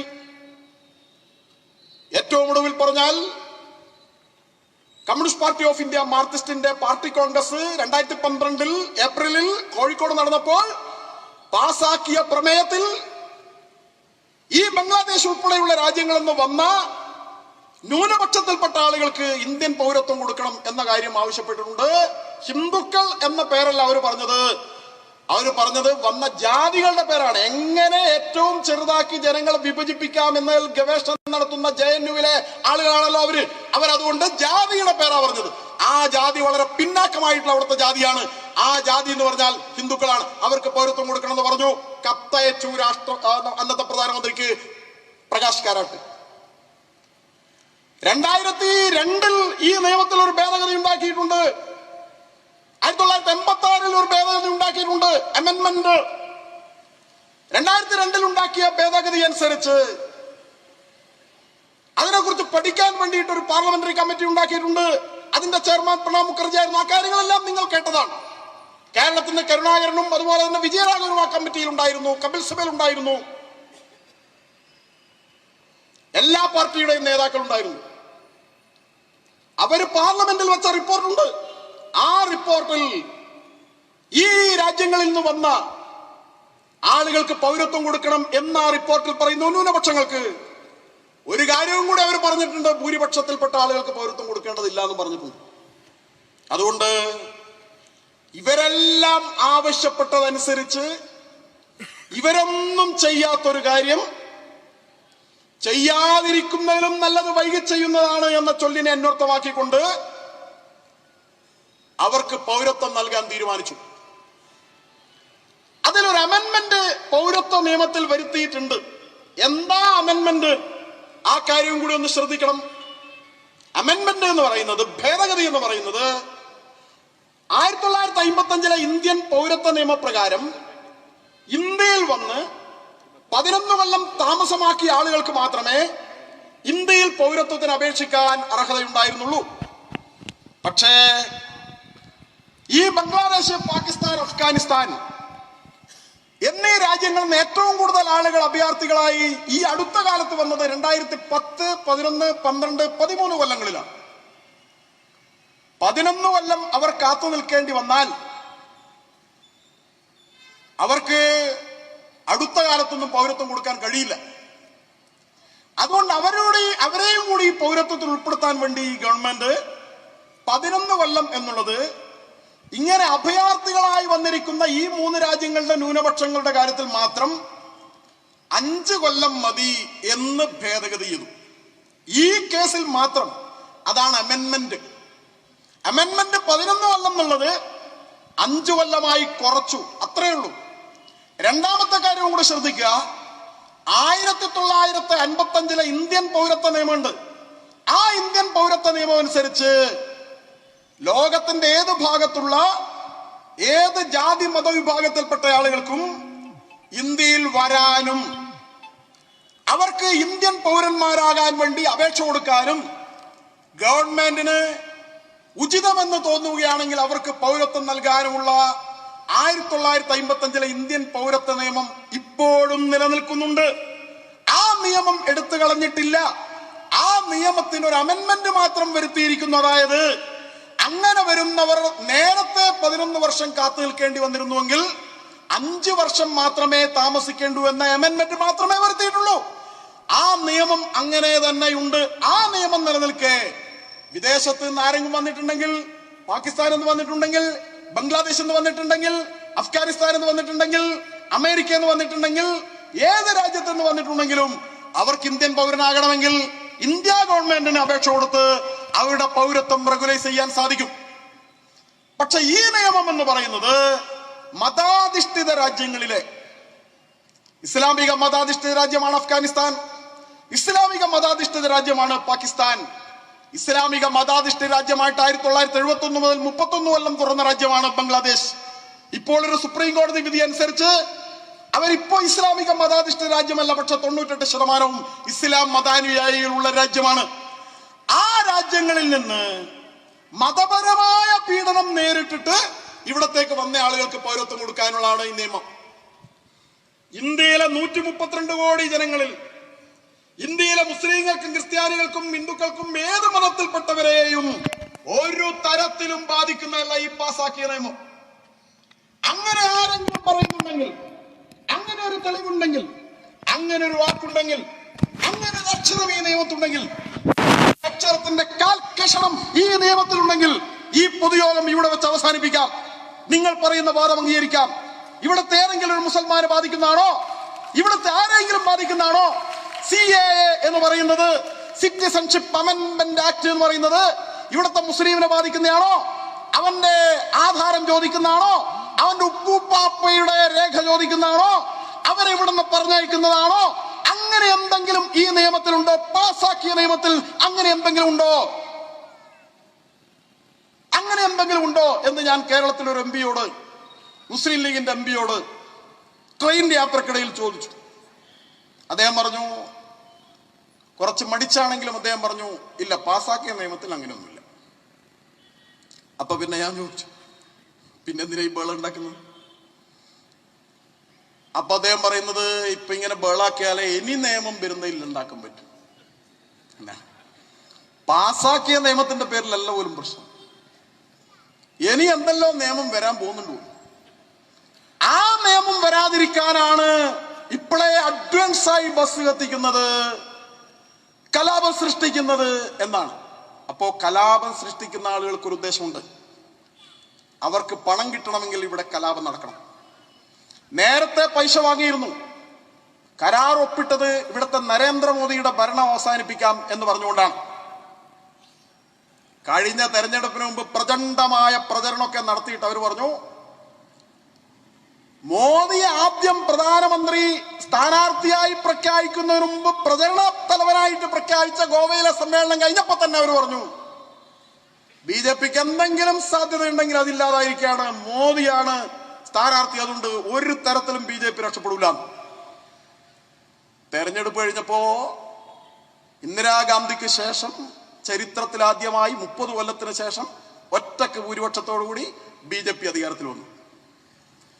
പിന്നെ 5 കൊല്ലം അതങ്ങനെ ഒരു അബദ്ധം പറ്റിപ്പോയതാണ്. ഇന്ത്യയിലെ ജനങ്ങൾക്ക് ഇതിന് തുടരാൻ പോകുന്നില്ല. കർഷകർ ഇളകിയിരിക്കുന്നു, നോട്ട് നിരോധനം കൊണ്ട് തകർന്ന് തരിപ്പണമായിരിക്കുന്നു, GST കൊണ്ട് കുത്തുപാളി എടുത്തിരിക്കുകയാണ്, ഇവിടെ ഗ്രാമങ്ങളാകമാനം തകർന്ന് തരിപ്പണമായിരിക്കുകയാണ്, ഇവിടെ തൊഴിലില്ലായ്മ ശക്തമായിരിക്കുകയാണ്, വർഗീയ ലാഭം ഉണ്ടായിരിക്കുകയാണ്, ബീഫ് തിന്നാൻ പറ്റുന്നില്ല, ചന്തിക്കടി കിട്ടുകയാണ്, ഇവിടെ ന്യൂനപക്ഷങ്ങൾ പീഡിപ്പിക്കപ്പെടുകയാണ്, ദളിതന്മാർ പീഡിപ്പിക്കപ്പെടുകയാണ്, ഇവിടെ അസഹിഷ്ണുത അങ്ങനെ കൊടികുത്തി വാഴുകയാണ്, ഇവിടെ ഒറ്റ ശബ്ദം മാത്രം കേൾക്കാവുന്ന സാഹചര്യം ഉണ്ടാക്കുകയാണ്, ഇവിടെ അടിച്ചമർത്തലാണ്, ഇവിടെ ഫാഷിസമാണ്, ഇവിടെ ഏകാധിപത്യമാണ്, ഈ രാജ്യം തകർന്ന് തരിപ്പണമാകാൻ പോവുകയാണ്, ലോകത്തിന് മുമ്പിൽ ഈ രാജ്യം അങ്ങനെ കുത്തുവാളി എടുക്കാൻ പോവുകയാണ്, രാജ്യത്തിന്റെ അഭിമാനം നഷ്ടപ്പെടാൻ പോവുകയാണ് എന്നെല്ലാം പറഞ്ഞ് പെരുമ്പറയടിച്ച് പ്രചണ്ഡമായ പ്രചരണം നടത്തിയിട്ട് അവസാനം തെരഞ്ഞെടുപ്പ് നടത്തി നോക്കുമ്പോ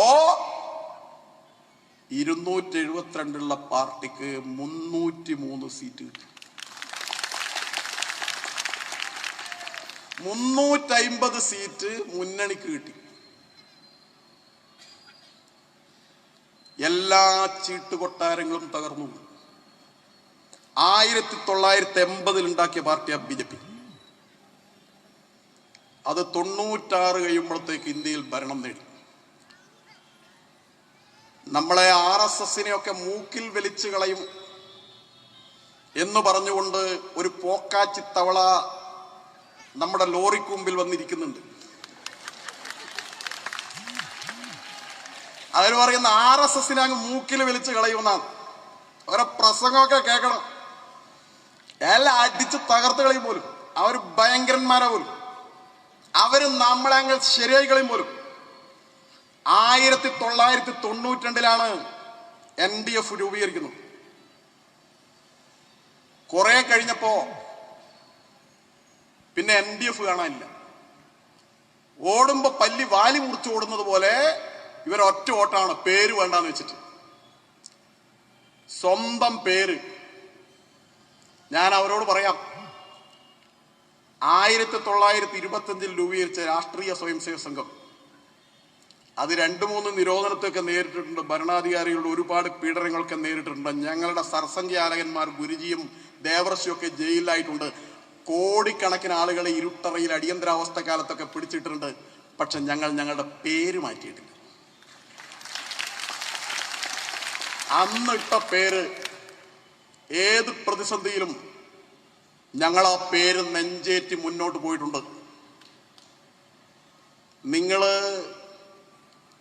നിങ്ങളുടെ പേര് പോലും ഉപേക്ഷിച്ച ഭീരുക്കളാണ്, പേടി തൊണ്ടന്മാരാണ്. നമ്മളെ ഇട്ട് ഭീഷണിപ്പെടുത്താൻ മീശയും പിരിച്ചു വരുന്നത്.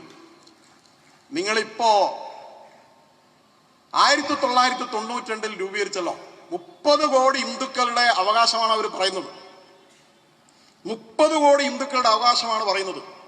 92 രൂപീകരിച്ച് ഇത്രയും പൈസ പാകിസ്ഥാനിലെയും മറ്റ് ശത്രു രാജ്യങ്ങളെയും മുതലാളിമാർന്ന് വാങ്ങിയിട്ട് ചാക്ക് കണക്കിനും കണ്ടെയ്നർ കണക്കിനും ഒക്കെ വാങ്ങിയിട്ട് നിങ്ങൾക്ക് 542 പാർലമെന്റ് മെമ്പർമാരുള്ള ഇന്ത്യ രാജ്യത്ത് എത്ര എംപിമാരുണ്ട് സുഹൃത്തുക്കളെ? 10,000-കണക്കിന് MLA-മാരുള്ള ഈ രാജ്യത്ത്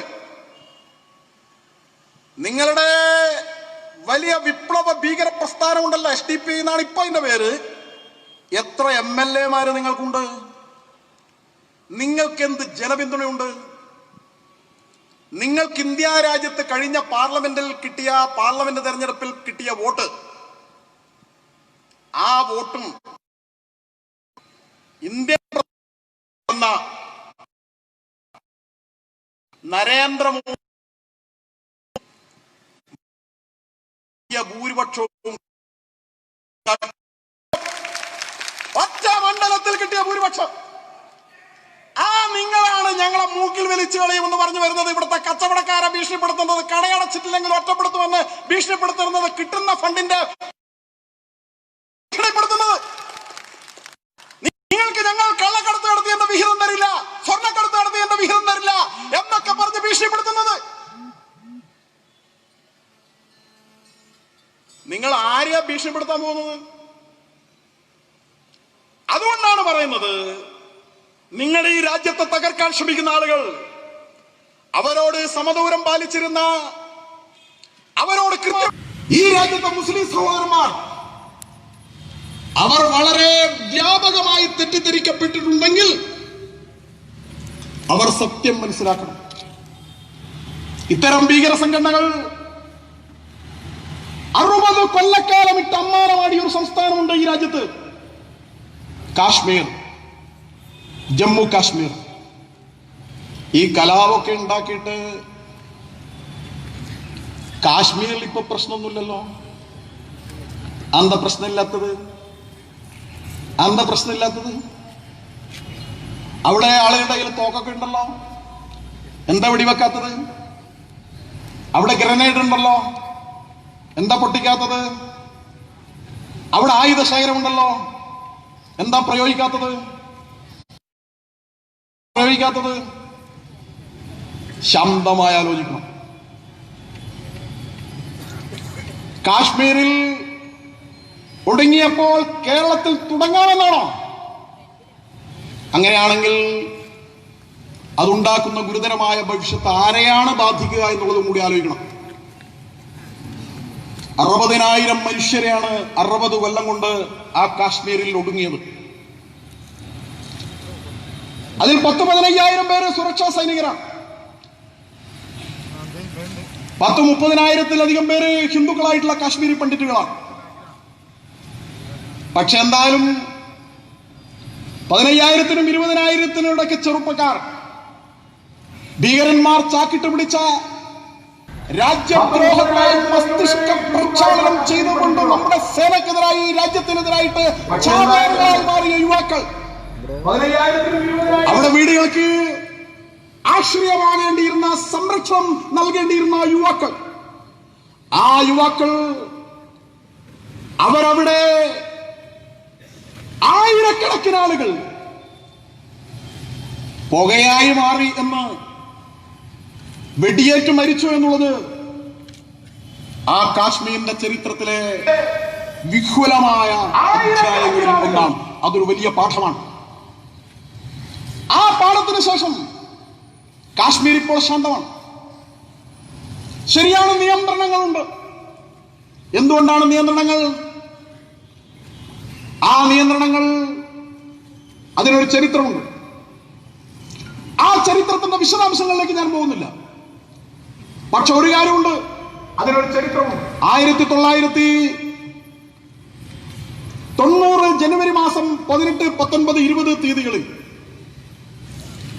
ആ കാശ്മീരിലെ പള്ളികൾ ജനുവരി ജനുവരി മാസം 19-ാം തീയതി രാത്രി 9 മണിക്ക് എല്ലാ പള്ളികളിലും തുടങ്ങിയ മുദ്രാവാക്യമുണ്ട്. കാശ്മീർ മേം രഹ്നാ ഹൈ തോ അല്ലാഹു അക്ബർ കഹ്നാ ഹൈ എന്ന മുദ്രാവാക്യം. തുടർന്ന് ബോലോ തക്ബീറും അല്ലാഹു അക്ബർ എല്ലാം വിളിച്ചുകൊണ്ട് ഒരേ സമയം പള്ളികളിൽ നിന്ന് ആളുകൾ ഒരുമിച്ചിറങ്ങി കയ്യിൽ ആയുധങ്ങളുമായി. അവിടുത്തെ കാശ്മീരി പണ്ഡിറ്റുകളുടെ വീടുകളിലേക്കാണ് അവർ ചെന്നത്. അന്നത്തെ രാത്രി ഇരുട്ടി വെളുക്കുന്നതിന് മുമ്പ് 15,000-നും 17,000-നും ഇടയിൽ വരുന്ന കാശ്മീരി പണ്ഡിറ്റുകൾ, സ്ത്രീകൾ, കുഞ്ഞുങ്ങൾ, വൃദ്ധന്മാർ അവിടെ കൊല്ലപ്പെട്ടു. ലോക ചരിത്രത്തിലെ ഏറ്റവും വലിയ പലായനങ്ങളിൽ ഒന്ന് അവിടെ നടന്നു. 5 ലക്ഷം ആളുകൾ പിറന്ന മണ്ണിൽ നിന്ന് എല്ലാം ഇട്ടെറിഞ്ഞ് കാശ്മീരിൽ നിന്ന് ആദ്യം രജൌറിയിലേക്കും ജമ്മുവിലേക്കും പിന്നെ ഡൽഹിയിലേക്കും അഭയാർത്ഥികളുടെ പ്രവാഹമായിരുന്നു 1-2 ആഴ്ച. അവരവിടെ ചെന്ന് തെരുവീതികളിൽ ചെന്ന് നിറഞ്ഞു. ഇന്നും അവർ ഡൽഹിയിലെ തെരുവീതിയിൽ കഴിയുകയാണ്. ഒരു ഭാഗത്ത് അതിർത്തിക്കപ്പുറത്ത് നിന്ന് വന്ന അഭയാർത്ഥികൾ, പക്ഷേ ഈ കാശ്മീരിൽ നിന്ന് വന്ന അഭയാർത്ഥികൾ, ആ അഭയാർത്ഥികൾക്ക് സഹോദരന്മാരെ, മതേതരവാദികളെ, ഇവിടുത്തെ ചാനൽ പ്രവർത്തകന്മാരെ, മാധ്യമ പ്രവർത്തകന്മാരെ,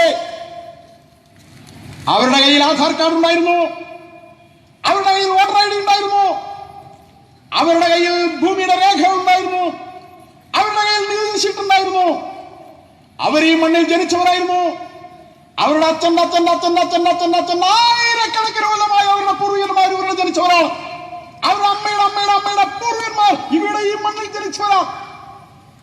അങ്ങനെ ഈ മണ്ണിൽ ജനിച്ച ആളുകൾ, ഈ മണ്ണിൽ ജീവിച്ച ആളുകൾ, അവരുടെ വീടും കുടിയും അവരുടെ ദേവന്മാരും അവരുടെ സർവ്വതും തകർത്തുകൊണ്ട് കൂട്ടക്കൊല നടത്തിയിട്ട് സ്വന്തം കൺമുമ്പിൽ വെച്ച് അമ്മ പെങ്ങന്മാരെ ബലാത്സംഗം ചെയ്യുന്നത് കാണേണ്ടി വന്ന, ഭീകര ദൃശ്യങ്ങൾ കാണേണ്ടി വന്ന, പച്ചവെള്ളം ചവച്ചു കുടിക്കുന്ന, മണിയും പൂജാപുഷ്പവും മാത്രം കയ്യിൽ പിടിച്ചിരുന്ന, ആയുധങ്ങൾ ഇതുവരെ ഉപയോഗിക്കാതിരുന്ന, ഒരു പെറ്റി കേസ് പോലും ഇല്ലാതിരുന്ന ആ 5 ലക്ഷം മനുഷ്യരെ കാശ്മീർ വാലിയിൽ നിന്നും അഭയാർത്ഥികളായിട്ട് ആട്ടിയോടിച്ച് ഡൽഹിയിലേക്ക് മാറ്റിയപ്പോൾ ഇവിടത്തെ ഗവൺമെന്റുകൾ അവരെ സംരക്ഷിക്കാൻ എന്തു ചെയ്തു? അന്നിവിടെ ഭരിച്ചിരുന്ന കോൺഗ്രസ് ഗവൺമെന്റ് ആ അഭയാർത്ഥികളോട് നിങ്ങൾ അവിടെ നിൽക്കണം, നിങ്ങൾ പോകരുത്, നിങ്ങൾ ഓടരുത് എന്ന് പറയാൻ ഏതെങ്കിലും സംവിധാനം ഉണ്ടായിരുന്ന പോലീസ്, ആ പോലീസ്, അവിടുത്തെ പോലീസ് ഭീകരന്മാരുടെ കൂടെ നിന്നു. ഇപ്പോഴും ഭീകരന്മാരുടെ കൂടെ നിൽക്കുന്ന പോലീസ് ഉണ്ടല്ലോ. കഴിഞ്ഞ ദിവസം ഒരാളെ അറസ്റ്റ് ചെയ്തല്ലോ. വലിയ പട്ടമൊക്കെ കിട്ടിയ ആളാണ്, പൈസ മേടിച്ചുകൊണ്ട് അഥവാ മതക്കൂറുകൊണ്ട്. അങ്ങനെയുമല്ലെങ്കിൽ ഭീകരന്മാരുടെ പക്ഷം ചേർന്നുകൊണ്ട് അങ്ങനെ 5 ലക്ഷം ആളുകൾ അഭയാർത്ഥികളായി ഈ രാജ്യത്തിന്റെ തലസ്ഥാനത്ത് ഇന്നുമുണ്ട്. കഴിഞ്ഞ ദിവസം ദീപാവലിയുടെ സമയത്ത് ഡൽഹിയിൽ അത്തരമൊരു അഭയാർത്ഥി ക്യാമ്പിൽ പോകാനുള്ള ദുര്യോഗം എനിക്കുണ്ടായി. 30 ഏക്കർ ആപ്പിൾ തോട്ടമുള്ള, കോളേജ് പ്രൊഫസറായിരുന്ന, അധ്യാപികയായിരുന്ന, ഭാര്യയുള്ള, ഉന്നത വിദ്യാഭ്യാസമുള്ള മകളുണ്ടായിരുന്ന ഭീകരന്മാരാൽ കൊല ചെയ്യപ്പെട്ട മകളുടെ അച്ഛനമ്മമാരെ കണ്ടപ്പോൾ, അവരുടെ വേദനകൾ കേട്ടപ്പോൾ, അങ്ങനെയുള്ള ആയിരക്കണക്കിന് ആളുകളുടെ, മനുഷ്യരുടെ, പച്ച മനുഷ്യരുടെ വേദനകൾ അവിടെ ഘനീഭൂതമായി ഇന്ദ്രപ്രസ്ഥത്തിലെ തെരുവീതികൾ ഭരണകൂടത്തിന്റെ മൂക്കിൽ നാളെ കിടക്കുമ്പോൾ, 30 കൊല്ലമായിട്ട് അവരിതെല്ലാം അനുഭവിക്കുമ്പോൾ, അവരുടെ വേദന ഈ ചാനൽ തമ്പുരാക്കന്മാരും മാധ്യമ പ്രവർത്തകന്മാരും എല്ലാം ഡൽഹിയിൽ അങ്ങോട്ടും ഇങ്ങോട്ടും ഓടി, ജെഎൻയുവിലും ജാമിയ മില്ലിയയിലും അതുപോലെ അലിഗഡിലും എല്ലാം ഓടിയിട്ട് അവിടുത്തെ സമരക്കാരുടെ ബൈറ്റുകളും അവരുടെ മുദ്രാവാക്യങ്ങളും എല്ലാം എടുക്കുമ്പോൾ, അവർക്ക് പിന്തുണ പ്രഖ്യാപിക്കുമ്പോൾ, അവർക്ക് വേണ്ടിയിട്ട് ശബ്ദമുയർത്തുമ്പോൾ, അവർക്ക് വേണ്ടി ചർച്ച ചെയ്യുമ്പോൾ, സഹോദരന്മാരെ, മതേതരക്കാരെ, ഒരു ചർച്ചയെങ്കിലും ഈ 5 ലക്ഷം മനുഷ്യരെ പിറന്ന മണ്ണിൽ അഭയാർത്ഥികളായി മാറിയ ഈ മനുഷ്യർക്ക് വേണ്ടി നിങ്ങൾ ഇന്നുവരെ ഈ 1 മിനിറ്റെങ്കിലും സംസാരിച്ചിട്ടുണ്ടോ? ഒരു പാർട്ടി ഒഴിച്ച്, BJP ഒഴിച്ച്, ശിവസേനയെ ഒഴിച്ച് വേറെ ഏതെങ്കിലും ഒരു പാർട്ടി, നമ്മുടെ നാട്ടിലൊക്കെ മാർക്സിസ്റ്റ് പാർട്ടിയുടെ പോളിറ്റ് ബ്യൂറോ ഒക്കെ ഉണ്ടല്ലോ, ആ പോളിറ്റ് ബ്യൂറോ ഏതെങ്കിലും മുസ്ലിമിന്റെ തലയിൽ കാക്ക അറിയാതെ തൂറിപ്പോയാൽ ഹിന്ദു ഫാസിസ്റ്റ് ആണ് കാക്ക എന്ന് പറഞ്ഞ് പ്രമേയം പാസാക്കുന്ന മാർക്സിസ്റ്റ് പാർട്ടി ഉണ്ടല്ലോ ഇവിടെ. അങ്ങനെയുള്ള പാർട്ടികൾ ഈ 5 ലക്ഷം മനുഷ്യരെ കുറിച്ച് മിണ്ടിയിട്ടുണ്ടോ? പ്രതിഷേധിച്ചിട്ടുണ്ടോ? ചർച്ച ചെയ്തിട്ടുണ്ടോ? ഇതുവരെ നിങ്ങൾക്കൊറ്റ കണ്ണേ ഉള്ളൂ, നിങ്ങൾക്കൊറ്റ ചെവിയേ ഉള്ളൂ. നിങ്ങൾക്ക് ഈ പീഡിതന്മാരുടെ വിലാപം കേൾക്കേണ്ടതില്ല, കാരണം അവർ വോട്ട് ബാങ്കല്ല. നിങ്ങൾക്ക് ഇവരുടെ കരച്ചിൽ കേൾക്കാൻ മനസ്സില്ല, കാരണം അവര് കാശ്മീരിലെ ന്യൂനപക്ഷമാണ്, ഇന്ത്യയിലെ ന്യൂനപക്ഷമല്ല. അവര് ന്യൂനപക്ഷമാണ്, കാശ്മീരിലെ ന്യൂനപക്ഷമാണ്. അവരേതിന്റെ ബലിയാടികളാണ്? കാശ്യപ പ്രജാപതി സൃഷ്ടിച്ച കാശ്മീർ, കൽഹണന്റെ രാജതരംഗിണി എഴുതിയ കാശ്മീർ, പൗരാണിക പ്രസിദ്ധമായ ആ കാശ്മീരത്തിന്റെ മണ്ണിൽ, കാശ്മീർ താഴ്വരയിൽ 30 കൊല്ലമായിട്ട് അവർക്ക് പോകാൻ കഴിയാത്ത രാജ്യം. അതിന്റെ പേര് മതേതരത്വം എന്നാണെങ്കിൽ, ആ മതേതരത്വത്തിന്റെ പേരിൽ അതിന്റെ ബലിവേദികയാണ് അവരിങ്ങനെ അവരുടെ സ്വപ്നങ്ങൾ ഹോമിച്ചുകൊണ്ട് അവർ അഭയാർത്ഥിയായി കഴിയുന്നതെങ്കിൽ 370-ാം വകുപ്പ് എന്ന ആനുകൂല്യം, ആ 370-ാം വകുപ്പിന്റെ ആ ഖണ്ഡികയുടെ മുകളിലുള്ള ഒരു ഖണ്ഡികയുണ്ട്. ആ ഖണ്ഡികയുടെ മുകളിൽ പറയുന്ന ഒരു വാചകമുണ്ട്: പരിവർത്തന വിധേയവും താൽക്കാലികവുമായ പ്രത്യേക നിയമങ്ങൾ എന്നാണ് 370-ാം വകുപ്പിന്റെ തലക്കെട്ട്. ഭാഷ കേൾക്കണം, പരിവർത്തന വിധേയവും താൽക്കാലികവുമായ പ്രത്യേക നിയമം എന്നാണ്. മാറ്റപ്പെടേണ്ടതും താൽക്കാലികവുമാണ്. ഭരണഘടന എഴുതിയ ആളുകൾക്കറിയാം, ഇപ്പോഴത്തെ ആളുകൾ വിചാരിച്ചാൽ ഒന്നും ഇത് മാറ്റാൻ പറ്റില്ല. ഇത് മാറ്റാൻ തന്റെ ഇടമുള്ള ആളുകൾ ഭാവിയിൽ വരും, പ്രവാചകന്മാരായ അവർ കരുതി. അതുകൊണ്ട് ഭരണഘടനയിൽ എഴുതി വെച്ചു പരിവർത്തന വിധേയവും താൽക്കാലികവുമായ പ്രത്യേക നിയമങ്ങൾ. ആ പ്രത്യേക നിയമങ്ങൾ അതെടുത്തു കളഞ്ഞിട്ട് ഇനിയിപ്പം എന്ത് നടക്കണം?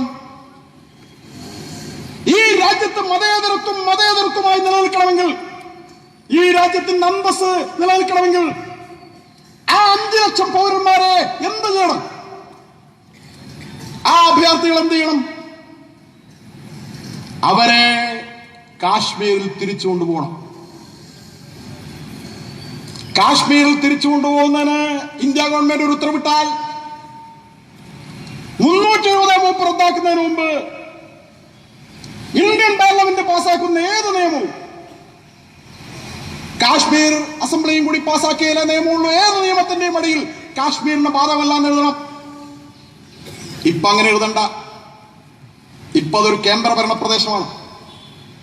അതുകൊണ്ട് അവിടെ നിന്ന് ചില അഭയാർത്ഥികളെ കഴിഞ്ഞ കുറച്ച് മാസങ്ങളായിട്ട് അവിടത്തേക്ക് കൊണ്ടുപോകുന്നുണ്ട്. ആദ്യഘട്ടമായി 300 ആളുകളെ, 300 കുടുംബങ്ങളെ കൊണ്ടുപോയിട്ടുണ്ട്. അവർ ചെല്ലുമ്പോൾ അവരുടെ വീടുകൾ, അവരുടെ വ്യാപാര സ്ഥലങ്ങൾ അവരെല്ലാം ഭീകരന്മാർ കൈയടക്കി വെച്ചിരിക്കുകയാണ്. പട്ടാളം മെല്ലെ ചെന്ന് അത്തരം ആളുകളോട് മാന്യമായി സംസാരിച്ച്, അപ്പോൾ അമാന്യമായി പെരുമാറിയവരോട് അവരുടെ കയ്യിലുള്ള തോക്ക് കാണിച്ചു കൊടുത്ത്, ഇത് നിങ്ങളുടേതല്ല, ഇതിന്റെ അവകാശികൾ വന്നിട്ടുണ്ട്, നിങ്ങൾ മാറിക്കൊടുക്കണം എന്ന് പറഞ്ഞപ്പോൾ അങ്ങനെ മാറുകയും ആദ്യമായി അവിടെ റോഷൻലാൽ മേവ എന്ന് പറയുന്ന അന്ന് 2 കാലിനും കൈക്കും വെടിയേറ്റ ഒരു കാശ്മീരി കച്ചവടക്കാരൻ, ടയർ വിൽപ്പനക്കാരൻ, ഇപ്പോഴും അദ്ദേഹത്തിന് അംഗഭംഗമാണ്. ആ മനുഷ്യൻ ആദ്യമായി അവിടെ കൊണ്ടുപോയി അയാളുടെ കച്ചവടം അവിടെ ആരംഭിച്ച് അങ്ങനെ അവരെ സ്വന്തം വീടുകളിലേക്ക് എത്തിക്കുന്ന പ്രക്രിയ അഭംഗുരം തുടരാൻ ചിലപ്പോൾ ലേശം കാലം ഇന്റർനെറ്റ് വേണ്ടെന്നൊക്കെ വെക്കേണ്ടി വരും. അതാണിപ്പോ നടക്കുന്നത്. പിന്നെ അവിടെ പോയിട്ട് നമ്മളെ ഗുലാം നബിമാരും തരികാമിമാരും അതുപോലുള്ള ആളുകളൊക്കെ അവിടെ പോയി ഇടിച്ചു കയറിയിട്ട് ഈ സമാധാന പ്രക്രിയയും തിരിച്ചു വരലും അലങ്കോലപ്പെടുത്തണ്ടെന്ന് കരുതിയിട്ട് അവരോട്, വളരെ കാലമായി നിങ്ങൾ രാഷ്ട്രീയ പ്രവർത്തനം നടത്തി ക്ഷീണിച്ചതല്ലേ, നിങ്ങൾ എത്ര കാലമായി ഈ രാജ്യത്തിന് വേണ്ടി ഓടി നടക്കുന്നു, മതേതരത്വം സംരക്ഷിക്കാനും ന്യൂനപക്ഷങ്ങളെ സംരക്ഷിക്കാനും, അതുകൊണ്ട് നിങ്ങൾ കുറച്ചു കാലം വിശ്രമിക്കണം എന്ന് പറഞ്ഞിട്ട് റെസ്റ്റ് ഹൗസിലും വീട്ടിലൊക്കെ നിങ്ങൾ കുറച്ചു കാലം താമസിക്കണം ശാന്തമായി എന്ന് അവരോട് പറഞ്ഞിട്ടുണ്ട്. കാശ്മീരിൽ ചെയ്ത ആ നടപടി തെറ്റാണെന്ന് ആരെങ്കിലും പറയുമോ? നിങ്ങൾ നിങ്ങളുടെ വീട്ടിൽ നാടി ഓടിച്ച് അഭയാർത്ഥിയായി പോയാൽ അപ്പോഴേ നിങ്ങൾക്കത് മനസ്സിലാവും. അവരുടെ വികാരവും അവരുടെ വേദനയും കേട്ട ഒരു സർക്കാർ, ആ സർക്കാർ മെല്ലെ മെല്ലെ ആ പ്രക്രിയ അവിടെ തുടങ്ങിയിരിക്കുകയാണ്. ഇതൊന്നും ഇവർക്ക് സഹിക്കൂലോ. കോൺഗ്രസ് നേതാക്കന്മാർ പറയും, നിങ്ങൾ എന്തിങ്ങനെ അനങ്ങാണ്ടിരിക്കുന്ന തുള്ളട പട്ടാളക്കാരെടുത്ത് കല്ലറിടാ എന്നൊക്കെ പറയണം. അങ്ങനെ പറയുന്ന സമയത്ത് പഴയതുപോലെ അവർക്ക് കല്ലെറിയാൻ കല്ല് കിട്ടുന്നില്ല, കല്ലെറിയാൻ കൈ പൊങ്ങുന്നില്ല. അങ്ങനെ കല്ലെടുത്ത് ഇങ്ങനെ പിടിക്കുമ്പോൾ മുമ്പിൽ പട്ടാളക്കാരും സ്റ്റെൻഗണ്ണുമെല്ലാം കാണുമ്പോൾ കല്ല് താഴെയിട്ട് പോകുന്നു. ഇതാണ് അവിടുത്തെ പ്രശ്നം. ഫെഡറൽ സംവിധാനത്തിന്റെ തുല്യതയ്ക്ക് നേരെ പല്ലിളിച്ച് കാണിച്ചിരുന്ന കാശ്മീരിന് സഹജമായി ഇല്ലാതിരുന്ന പ്രത്യേകമായി നൽകിയ ആ 370-ാം വകുപ്പ് എടുത്തു കളഞ്ഞപ്പോൾ കാശ്മീർ ഭാരതത്തിന്റെ ഭാഗമായി അവരുടെ ഭൂതകാലത്തിന്റെ പാപവിധ തീരുകയാണ്. അവിടെ നാട്ടിയോടിക്കപ്പെട്ട ആളുകൾ അവിടെ മെല്ലെ മെല്ലെ തിരിച്ചെത്തുകയാണ്. ഇന്നിപ്പോൾ ജമ്മുവിൽ പ്രശ്നമില്ല, ലഡാക്കിൽ പ്രശ്നമില്ല, കാശ്മീരിൽ പ്രശ്നമുണ്ടായിരുന്നു, അവിടുന്ന് അഭ്യർത്ഥികൾ ഉണ്ടായിരുന്നു. അവരവിടെ പോയി അവരുടെ വീട്ടിലെത്തിയാൽ തീരുന്ന പ്രശ്നമേ കാശ്മീരിലുള്ളൂ. നേരത്തെ പ്രശ്നം ഉണ്ടാക്കിയതിൽ ഭൂരിഭാഗം അപ്പുറത്തുനിന്ന് വന്ന ആളുകളായിരുന്നു. ഇപ്പൊ അപ്പുറത്തുനിന്ന് ഇങ്ങോട്ട് വരാൻ പഴയതുപോലെ കോൺഗ്രസിന്റെ ഭരണകാലത്തതുപോലെ പറ്റില്ല. വരാൻ ചിലർ നോക്കുന്നുണ്ട്. വരുന്നവർക്ക് നേരെ സ്വർഗത്തിൽ പോയി ഹൂറിമാരുമൊത്ത് സൂഹിക്കാനുള്ള എല്ലാ സൗകര്യവും നമ്മുടെ പട്ടാളം ചെയ്യുന്നുണ്ട്. കഴിഞ്ഞ 6 കൊല്ലത്തിനിടയിൽ ഇന്ത്യയിലേക്ക് വന്ന ഒരൊറ്റ ഭീകരനും കാശ്മീർ താഴ്വര കടന്ന് ജമ്മുവിൽ വരെ എത്തിയിട്ടില്ല എന്നുള്ളത് ഈ രാജ്യത്തെ സുരക്ഷാ സംവിധാനം എത്ര ശക്തമായ കരങ്ങളിലാണ് എന്നുള്ളതിന് തെളിവാണ്. ഭീകരന്മാർക്ക് ഇതൊന്നും സഹിക്കില്ല. ശത്രുരാജ്യത്തിന് സഹിക്കുമോ? സഹിക്കില്ല. അവരസ്വസ്ഥരാണ്. അങ്ങനെ കാശ്മീർ, ആ കാശ്മീരിലെ അഭയാർത്ഥി പ്രശ്നം പരിഹരിക്കണം. ഞാൻ പറയുന്നത്, സൂചിപ്പിക്കുന്നത്, ഞങ്ങൾ പറയുന്നത് നിങ്ങൾ ഒറ്റ കണ്ണുകൊണ്ട് കാണരുത്. നിങ്ങൾ ആ അഭയാർത്ഥികളെ കുറിച്ച് മിണ്ടണം. നിങ്ങൾ അഭയാർത്ഥികളെ കുറിച്ച് ചോദിക്കണം. പാർട്ടി കമ്മിറ്റികൾ ചോദിക്കണം. മനുഷ്യ ശൃംഖലക്ക് പോകുന്ന ആളുകൾ, പാർട്ടി പരിപാടി വിളിക്കുമ്പോൾ പോകുന്ന ആളുകൾ, അങ്ങനെ പോകുന്ന ആളുകൾ നിങ്ങളുടെ ലോക്കൽ സെക്രട്ടറിയോട്, നിങ്ങളുടെ വാർഡ് പ്രസിഡന്റിനോട്, ബൂത്ത് പ്രസിഡന്റിനോട്, കോൺഗ്രസിന്റെ മണ്ഡലം പ്രസിഡന്റിനോട് മതേതരത്വം രാവിലെയും വൈകുന്നേരവും രാത്രിയും എല്ലാം പുഴുങ്ങിത്തിന്നുണ്ടെന്ന് നിങ്ങളുടെ നേതാക്കന്മാരോട് ചോദിക്കണം. ഈ 5 ലക്ഷം ആളുകളെ അഭയാർത്ഥികളാക്കിയ കാര്യം എന്തുകൊണ്ട് നിങ്ങൾ ഇതുവരെ മിണ്ടുന്നില്ല? അവർ ഹിന്ദുക്കളായതുകൊണ്ടല്ലേ? നാളെ എനിക്ക് ഈ ഗതി വന്നാൽ നിങ്ങൾ എന്റെ സഹായത്തിനുണ്ടാകുമോ എന്ന് ചോദിക്കണം. അങ്ങനെ ചോദിക്കാത്തത് കൊണ്ടാണ് ഈ രാജ്യത്ത് അസ്വസ്ഥതയും പ്രശ്നം ഉണ്ടാകുന്നത്, നമ്മുടെ നിലനിൽപ്പ് ചോദ്യം ചെയ്യപ്പെടുന്നത് എന്ന കാര്യം നമ്മൾ മനസ്സിലാക്കണം. അതുകൊണ്ട് കാശ്മീർ ഇപ്പോൾ ഇന്ത്യ ഗവൺമെന്റ് ആ കാശ്മീരിൽ നേരത്തെ ഉണ്ടായ അതിക്രമത്തിൽ, ഭീകരാക്രമണം കൊണ്ട്, അവിടുത്തെ ആളുകളുടെ അക്രമം കൊണ്ട് പലായനം ചെയ്യപ്പെട്ട ആളുകൾ അവിടുന്ന് തിരിച്ചു വരികയാണ്. ഒരു ഇന്ത്യ, ഒരൊറ്റ ജനത. അതാണ് കാശ്മീർ. അതിന് ഒരു തടസ്സമുണ്ടായിരുന്നു 370. ഇന്ത്യ വിഭജിക്കുകയല്ല ചെയ്തത്, വിഭജിച്ചത് നിങ്ങളാണ്. ഇപ്പോൾ യോജിപ്പിച്ചു, ശരിയാണ്. ഒരു ഓപ്പറേഷൻ കഴിഞ്ഞാൽ കുറച്ച് ചോരയൊക്കെ പോകും, തുന്നൽ ഉണങ്ങാൻ കുറച്ച് സമയമെടുക്കും. ഇപ്പൊ കൂട്ടി തുന്നി മരുന്നും വെച്ചിട്ടുണ്ട്. ഇനി കുറച്ച് ദിവസം കൊണ്ട് പൂർവ്വസ്ഥിതിയിലാവും, ഒരു പ്രശ്നവും ഉണ്ടാവില്ല. കാശ്മീർ ഭാരതത്തിന്റെ അഭിമാനമാണ്. ആ അഭിമാനമായ ഭാരതം, ഭാരതത്തിന്റെ അഭിമാനമായ കാശ്മീർ ഭാരതത്തിന്റെ കൂടെ നിൽക്കും. കാശ്മീർ മാത്രമല്ല, മുറിച്ചപ്പുറത്ത് പോയൊരു ഭാഗം കൂടിയുണ്ട്. പാർലമെന്റിൽ ചർച്ച നടക്കുമ്പോ അഫ്ഗാനിസ്ഥാൻ നമ്മുടെ 112 കിലോമീറ്റർ അതിർത്തി പങ്കിടുന്നുണ്ടെന്ന് ചോദിച്ചപ്പോ പ്രതിപക്ഷ ബെഞ്ചുകളിൽ പരിഹാസച്ചിരി. അതവിടെ അഫ്ഗാനിസ്ഥാൻ നമ്മുടെ അതിർത്തി, ബംഗ്ലാദേശ് മനസ്സിലാക്കാം, ചൈന മനസ്സിലാക്കാം, പാകിസ്ഥാൻ മനസ്സിലാക്കാം, അഫ്ഗാനിസ്ഥാൻ എവിടെയാണ് എന്ന് ചോദിച്ചു. കോൺഗ്രസ്സുകാർക്ക് ചോദിക്കുകയാണ്, അഫ്ഗാനിസ്ഥാൻ എങ്ങനെയാണ് നമ്മൾ അതിർത്തി പങ്കിടുന്നത്?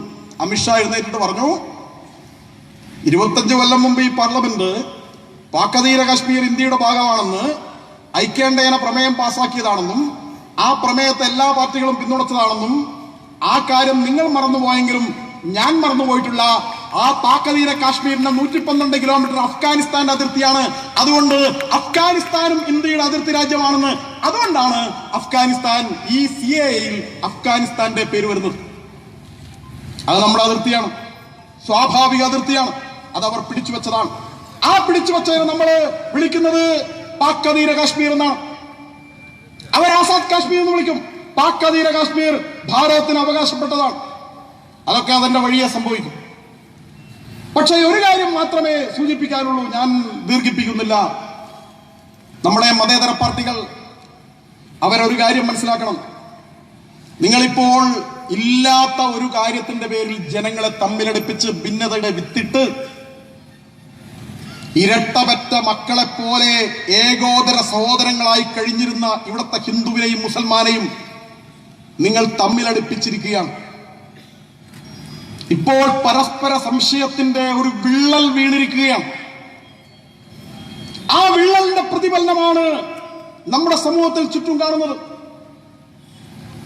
ഇത് അപകടകരമായ ഒരു കളിയാണ്. നിങ്ങൾ 4 വോട്ടിന് വേണ്ടിയും 4 സീറ്റിന് വേണ്ടിയും കളിച്ച ഈ കളി ഭീകരന്മാരുടെ കയ്യിൽ, അവരുടെ ചുമലിൽ കൈയിട്ട് നിങ്ങൾ നടത്തുന്ന ഈ കളി, ആ കളി അപകടകരമായ കളിയാണ്. ഇപ്പൊ രാജ്യദ്രോഹികളെല്ലാം പുറത്തു വന്നിരിക്കുകയാണ്. മടയിൽ ഒളിച്ച എല്ലാവരും പുറത്തു വന്നിരിക്കുകയാണ്. ഇപ്പൊ BJPയും സംഘപരിവാറും ഒളിച്ച് ബാക്കി എല്ലാവരും മതേതരക്കാരാ. മനുഷ്യച്ചങ്ങലയിൽ DYFIക്കാരൻ അപ്പുറത്തേക്ക് കൈനീട്ടിയപ്പോൾ അവിടെ നിങ്ങോട്ടൊരു കൈ നീണ്ടു. ആ കൈ കുറച്ചു കഴിഞ്ഞിട്ട് പ്രതിജ്ഞ കഴിഞ്ഞ് തിരിഞ്ഞു പോകുമ്പോഴാണ് ആ കൈ ആരുടെ കൈയാണെന്ന് സഖാവിന് മനസ്സിലായത്. ആ കൈ അഭിമന്യുവിനെ കുത്തിക്കൊന്നതിന് ഒളിയിൽ പോയാൽ മതേതരത്വ സംരക്ഷണത്തിന്റെ ഭാഗമായിട്ട് വന്നിട്ട് പിടിച്ച കൈയാണ് എന്നപ്പോഴാണ് അവന് മനസ്സിലാവുന്നത്. അങ്ങനെ അപൂർവമായ ഐക്യമുണ്ടാവുകയാണ്. ഞാൻ പറയുന്നത് അമിത്ഷാ ഇന്ത്യയെ വിഭജിച്ചു എന്ന് ഇവർ പറയുകയാണ്. ഇല്ല, ഇവരെല്ലാവരും യോജിച്ചിരിക്കുകയാണ്. നമ്മളെ മുജാഹിദ് നേതാവിന്റെ പ്രസംഗമുണ്ട്. എല്ലായിടത്തും പോയ ആളാണ് പ്രസംഗിക്കുക. കമ്പേർ ഉസ്താദിന്റെ ഒരു സ്ഥാപനമുണ്ട്, AP അബൂബക്കർ മുസ്ലിയാരുടെ കാരന്തൂരിലെ മർക്കസ് സഖാഫത്ത് സുന്നിയ. ആ മർക്കസ് അടച്ചുപൂട്ടണം. അവിടെ നിന്ന് കൊടുക്കുന്ന സക്കാഫി ബിരുദം റദ്ദാക്കണം. അങ്ങനെ സക്കാഫി ബിരുദം റദ്ദാക്കിയാൽ, കാരന്തൂർ മർക്കസ് അടച്ചുപൂട്ടിയാലേ ഈ കേരളം ഇസ്ലാമിക രാജ്യമാക്കാൻ സാധിക്കൂ 10 കൊല്ലം കൊണ്ട് എന്ന് പ്രസംഗിച്ച കാരന്തൂരിലെ മർക്കസിനെതിരെ പ്രസംഗിച്ച മുജാഹിദ് നേതാവും കാന്തപുരം AP നേതാവും ഇപ്പൊ ഒരുമിച്ചാണ്. APയും EKയും ഇപ്പൊ ഒരുമിച്ചാണ്. 10 കൊല്ലമായി ഗൾഫിലെ എല്ലാ പണച്ചാക്കുകളും ഇവരെ ഒന്നൊരു മേശക്കിരുത്താൻ ചിന്തിച്ചു. APയെയും EKയും നടന്നില്ല. അമിത്ഷാ ഒരു ബില്ല് കൊണ്ടുവന്നപ്പോൾ 24 മണിക്കൂർ കൊണ്ട് APയും EKയും എല്ലാം ഒന്നിച്ചു വന്നു. ഇവിടെ ഏറ്റവും അടുത്തുള്ള അർബൻ നക്സൽ മുതൽ ഏറ്റവും വലത്തുള്ള പോപ്പുലർ ഫ്രണ്ട് വരെ ഒരേ ചങ്ങലയിൽ പരസ്പരം കോർത്ത് രമേശ് ചെന്നിത്തലയും പിണറായി വിജയനുമെല്ലാം എന്തൊരു സ്നേഹമായിരുന്നു, എന്തൊരു ഉമ്മയാണ് കൊടുക്കുന്നത്. രമേശ് ചെന്നിത്തലയുടെ ആ മൃദുലമായ കവിൾത്തടത്തിൽ, കപോലതടത്തിൽ പിണറായി വിജയന്റെ പരുക്കൻ മുത്തം നമ്മൾ കണ്ട് രോമാഞ്ചമണിയില്ലേ? എന്ത് രസമാണ് നമ്മൾ കാണുന്നത്. അങ്ങനെ ഇവരെല്ലാവരും ഒറ്റക്കെട്ടായ, അങ്ങനെ കല്ലുകാരുടെ കാഞ്ഞിരക്കുറ്റി മുതൽ മുള്ളുമരുടെ മൂർക്കം പാമ്പ് വരെ എല്ലാവരും ഒറ്റക്കെട്ടായി അങ്ങനെ വന്നത്. അതിന് കാരണക്കാരനാരാണ്? മിണ്ടാൻ പാടില്ല എന്ന് പറഞ്ഞ് മിണ്ടാത്തവർ മിണ്ടിയത് എന്തുകൊണ്ടാണ്? സുന്നിക്കാർ പറയുമായിരുന്നു മുജാഹിദുകാരനോടും ജമാഅത്തുകാരനോടും സല്ലല്ലാഹു അലൈഹി വസല്ലം എന്ന് പറഞ്ഞാൽ തിരുത്തി സല്ലല്ലാഹു അലൈഹി വസല്ലം എന്ന് സലാം മടക്കാൻ പാടില്ല എന്ന് പറഞ്ഞിരുന്ന ആളുകൾ ഒരുമിച്ച് വന്നില്ലേ? അങ്ങനെ എല്ലാവരും ഒരുമിച്ച് വന്നു. ഇനി നമുക്കൊരു കാര്യം ചെയ്യാം. എല്ലാവരും ഒരുമിച്ച് വന്ന സ്ഥിതിക്ക് ഇനി ഈ CAA എന്താണെന്നൊന്ന് വായിച്ചു നോക്കാം. എന്നിട്ട് വായിച്ചു നോക്കിയിട്ട് നമുക്ക് ശാന്തമായി പിരിഞ്ഞു പോവാം, തമ്മിലടികൾ നിർത്താം, എന്നിട്ട് ചോദിച്ചു പോകാം. കാരണം നിങ്ങൾ ഈ പറയുന്നതൊന്നും ഈ നിയമത്തിലില്ല എന്ന് ഈ നിയമം ഒരാവർത്തി വായിച്ചാൽ മനസ്സിലാക്കാവുന്നേ ഉള്ളൂ. ഇവിടെ ഒരൊറ്റ മുസൽമാനും ഇവിടെ നിന്ന് പോകേണ്ടതല്ല. പക്ഷേ നിങ്ങളൊരു കാര്യം ശ്രദ്ധിക്കേണ്ടതുണ്ട്. ഞാൻ അവരോടാണ് സംസാരിക്കുന്നത്. സാമാന്യ മുസ്ലിം ജനത, മുസ്ലിം സഹോദരന്മാർ, അവരിൽ തെറ്റിദ്ധരിക്കപ്പെട്ട ആളുകൾ, ഒരുപാട് ആളുകളുണ്ട്. അവർ തെറ്റിദ്ധാരണ മാറ്റണമെന്ന് വിനയപൂർവ്വം അഭ്യർത്ഥിക്കുകയാണ്. ഹിന്ദു സമൂഹം നിങ്ങൾക്ക് നൽകിയ കരുതൽ, നിങ്ങൾക്ക് നൽകിയ അഭയം, നിങ്ങൾക്ക് പള്ളി വെക്കാൻ സ്ഥലം തന്നത്, നിങ്ങൾക്ക് കെട്ടാൻ പെണ്ണ് തന്നത്, നിങ്ങൾക്ക് വേണ്ട എല്ലാ സൗകര്യങ്ങളും ചെയ്തു കൊടുത്തത് അറേബ്യൻ മണ്ണിൽ നിന്ന് വന്ന ആളുകളെ ഇവിടുത്തെ പൂർവികന്മാർ, ആ മുള്ളൂർക്കര സക്കാഫിയും ആര്യാടൻ മുഹമ്മദും എല്ലാം പറഞ്ഞതുപോലെ നിങ്ങളെ നെഞ്ചോട് ചേർത്തിട്ട് നിങ്ങൾക്ക് തന്ന ഈ സൗഹൃദവും കരുതലും സ്നേഹവും എല്ലാം ഉണ്ടല്ലോ, പൂർവികന്മാരായ ആളുകൾക്ക് തന്ന സൗഹൃദം, അതെല്ലാം ഒറ്റ ദിവസം കൊണ്ട് ഏതോ ശത്രുരാജ്യത്തിന്റെ പ്രേരണ കൊണ്ട് നിങ്ങളുടെ ഭിന്നിപ്പുണ്ടാക്കാൻ ശ്രമിക്കുന്ന ഭീകരന്മാരുടെ കങ്കാളികളുടെ വാക്ക് കേട്ട് ദയവ് ചെയ്ത് അത് മറന്ന് സഹോദര സമുദായങ്ങളെ ശത്രുതയോടുകൂടിയും സംശയത്തോടുകൂടിയും സ്പർദ്ധയോടുകൂടിയും വീക്ഷിച്ച് ആയിരക്കണക്കിന് വർഷമായുള്ള നമ്മുടെ ഐക്യത്തിന്റെ കരുത്ത്, ആ കരുത്ത് ചോർത്തിക്കളയരുത്. ഞാൻ കണ്ണൂരിൽ നിന്നാണ് വരുന്നത്. ആ കണ്ണൂരിൽ മാത്രമാണ് കേരളത്തിൽ ഒരു മുസ്ലിം രാജവംശമുണ്ട്. അതിന്റെ പേര് അറക്കൽ രാജവംശം എന്നാണ്. ആ അറക്കൽ രാജവംശം എങ്ങനെയാണ് ഉണ്ടായത്? ചിറക്കൽ രാജാവുണ്ടായിരുന്നു. ആ ചിറക്കൽ രാജവംശം, ചിറക്കൽ കോവിലകം നമ്മുടെ ജ്ഞാനപ്പാന എഴുതിയ ചെറുശ്ശേരി ജനിച്ച ആ മണ്ണിൽ ചെറക്കൽ കോവിലകത്തിലെ രാജകുമാരി കുടിക്കാൻ പോയപ്പോ കാല് തെറ്റി വെള്ളത്തിലൂടെ ഒഴുകിപ്പോവുകയാണ്. ഒറ്റക്കായിരുന്നു അവരുണ്ടായിരുന്നത്. അപ്പൊ ചാടിയിട്ട് ഒരു ചെറുപ്പക്കാരൻ ആ പെൺകുട്ടിയുടെ കൈ പിടിച്ച് കരയിലെത്തിച്ചു. അവളുടെ വസ്ത്രം ഒലിച്ചു പോയിരുന്നു. അയാളുടെ ഒരു തോർത്ത് അവൾക്ക് കൊടുത്തു ഉടുക്കാൻ. എന്നിട്ട് അവളോട് വേഗം പോയി വീട്ടിലേക്ക് പോകാൻ പറഞ്ഞു. അങ്ങനെ ഓടിപ്പോയപ്പോൾ അവൾ കൊട്ടാരത്തിൽ ചെന്നപ്പോൾ തമ്പുരാനോട് കതച്ചുകൊണ്ട് പറഞ്ഞു, ഞാൻ വെള്ളത്തിൽ ഒഴിച്ചു പോയി. ഏതോ ഒരു ചെറുപ്പക്കാരൻ ചാടി തന്നെ പിടിച്ചുകൊണ്ടാണ് രക്ഷപ്പെട്ടത്. അയാൾ തന്നതാണ് ഈ പുടവ എന്നവൾ പറഞ്ഞപ്പോൾ രാജാവ് ചോദിച്ചു പെട്ടെന്ന്, അയാൾ എവിടെയാ നിന്റെ പിടിച്ചത്? അവൾ പറഞ്ഞു, എന്റെ വലത് കൈയിലാ പിടിച്ചത്. ഈ പുടവ അയാൾ തന്നാണോ? ഈ പുടവ അയാൾ തന്നാണ്. ഉടൻ തന്നെ സൈനികന്മാരെ വിളിച്ചു പറയാണ്, അവനെ എവിടെയാണെങ്കിലും കണ്ടെത്തി കൊണ്ടുവരിക. അവരോടി ചെല്ലുമ്പോ അവിടെ നിൽക്കുന്നുണ്ട്. അവനെ പിടിച്ചുകൊണ്ടുവന്നു. ആ ചെറുപ്പക്കാരൻ, നല്ല കരുത്തുള്ള ചെറുപ്പക്കാരൻ, വിറച്ചുകൊണ്ട് നിൽക്കുകയാണ്. താൻ എന്ത് കുറ്റമാണ് ചെയ്തു പോയത്? ചെറക്കൽ രാജാവ് ചോദിക്കുകയാണ്, നിന്റെ പേരെന്താണ്? എന്റെ പേര് മമ്മാലി എന്നാണ്, മമ്മദ് എന്നും വിളിക്കും. രാജാവ് പറഞ്ഞു, നീ എന്റെ മകളെ രക്ഷിച്ചു, എനിക്ക് സന്തോഷമുണ്ട്. അടുത്ത എന്താണെന്ന് അയാൾ ഉത്കണ്ഠയോടുകൂടി കേൾക്കുകയാണ്. രാജാവ് പറഞ്ഞു, നീ എന്റെ മകളുടെ വലത് കൈക്കാണ് പിടിച്ചത്. നീ അവൾക്ക് പുടവ് കൊടുത്തു. ഞങ്ങളുടെ ആചാരപ്രകാരം പാണിഗ്രഹണവും കഴിഞ്ഞു, കല്യാണവും കഴിഞ്ഞു, വസ്ത്രദാനവും നടന്നു. നിങ്ങളുടെ വിവാഹം നടന്നിരിക്കുകയാണ്. നീ ഇവിടെ സ്വീകരിച്ചു പോകണം. അയാൾ അത്ഭുത സ്തബ്ധനായി നിൽക്കുകയാണ്. രാജാവ് പറഞ്ഞു, ഞാൻ സത്യമാണ് പറയുന്നത്. നിനക്ക് വിളിക്കാനുള്ളവർ വിളിക്കാം. അങ്ങനെ മണിക്കൂറുകൾക്കകം കൊട്ടാരമുറ്റത്ത് വെച്ചിട്ട് അവരുടെ വിവാഹം കഴിയാം. ആയിരക്കണക്കിന് ഏക്കർ സ്ഥലവും 1000 മകയുടെ സ്വർണവും സ്വത്തും സമ്പത്തും എല്ലാം കൊടുത്തുകൊണ്ട് അവർ വിടുകയാണ്. അങ്ങനെയാണ് ഇന്ന് കണ്ണൂർ സിറ്റി എന്നറിയപ്പെടുന്ന പ്രദേശം, അറക്കൽ രാജവംശം, അറക്കൽ കൊട്ടാരം, അങ്ങനെയാണ് അവിടെ ഉണ്ടാവുന്നത്. ഇന്നും അറക്കൽ കൊട്ടാരത്തിൽ ആരെങ്കിലും മരിച്ചാൽ ചെറക്കൽ രാജകൊട്ടാരത്തിൽ നിന്ന് ആളുകൾ പോകും. ഇവിടെ നിന്ന് ആരെങ്കിലും മരിച്ചാൽ അവിടെ നിന്ന് വെത്തരയും പുകയിലുമായി ഇവിടത്തേക്ക് വരും. മരിച്ചാലും ജനിച്ചാലും വിവരമുണ്ട്. ആദ്യകാലത്ത് പുല പോലും ബാലായ്മ പോലും ഉണ്ടായിരുന്നു പരസ്പരം. അങ്ങനെയാണ് കണ്ണൂരിൽ ഒരു രാജവംശം ഉണ്ടാകുന്നത്. ആ രാജവംശം എന്ന് പറയുന്നത് ഒരു പെൺകുട്ടിയെ കൈപിടിച്ച് രക്ഷിച്ചതിന്റെ നന്ദി സൂചകമായി നൽകിയ ഭൂമിയും സ്വത്തും കൊണ്ടാണ് ഈ കേരളത്തിലെ ഏക രാജവംശം ഉണ്ടായത്. അതാണ് അറക്കൽ രാജവംശം, അതാണ് അറക്കൽ ബീവി, അതാണ് അറക്കൽ അലി മുസലിയാർ. ഈ ബന്ധവും ഈ ചോരയുടെ ബന്ധവും ഒന്നും മറന്നു കളയരുത്. ഇത് നമ്മളെ ഒരുമിപ്പിക്കുന്ന ചോരയാണ്, ഇത് നമ്മളെ ഒരുമിപ്പിക്കുന്ന ബന്ധങ്ങളാണ്. പക്ഷെ മറന്നു കളയുന്ന ചില ആളുകളുണ്ട്, അതില്ലാതാക്കുന്ന ചില ആളുകളുണ്ട്. അവരുടെ ഇടയിൽ വിടരുത്. 2002 പുതുവത്സര ദിനത്തിൽ ജനുവരി മാസം 1-ാം തീയതി അവിടെ മാറാടെന്ന സ്ഥലത്ത് അവിടെയുള്ള ഒരു സാഗര സരണി എന്ന് പറയുന്ന ക്ലബ്ബുകാർ, എല്ലാവരും ഉള്ള ക്ലബ്ബാണ്. അവരുടെ പുതുവത്സരാഘോഷം നടക്കുമ്പോ, ഗാനമേള നടക്കുമ്പോ, കുട്ടികൾ ഇങ്ങനെ ഡാൻസ് കളിക്കുമ്പോ ഒരാൺകുട്ടി ഏതോ ഒരു പെൺകുട്ടിയുടെ ശരീരത്തെ തട്ടി അവളുടെ കൈക്ക് പിടിച്ചു എന്ന് പറഞ്ഞൊരു ബഹളം ഉണ്ടായി. അവിടെ പ്രചരണം ഉണ്ടായി, ഒരു മുസ്ലിം പെൺകുട്ടിയുടെ കയ്യിൽ ഒരു മുക്കുവച്ചക്കൻ കയറി പിടിച്ചു എന്ന്. പിറ്റേന്ന് ആ മുക്കുവച്ചക്കന്റെ കൈവെട്ടി. കുറച്ചു ദിവസങ്ങൾക്കകം വലിയ ആക്രമണം ഉണ്ടായി. അതാണ് മാറാട് കലാപമായി വളർന്നു പോയത്.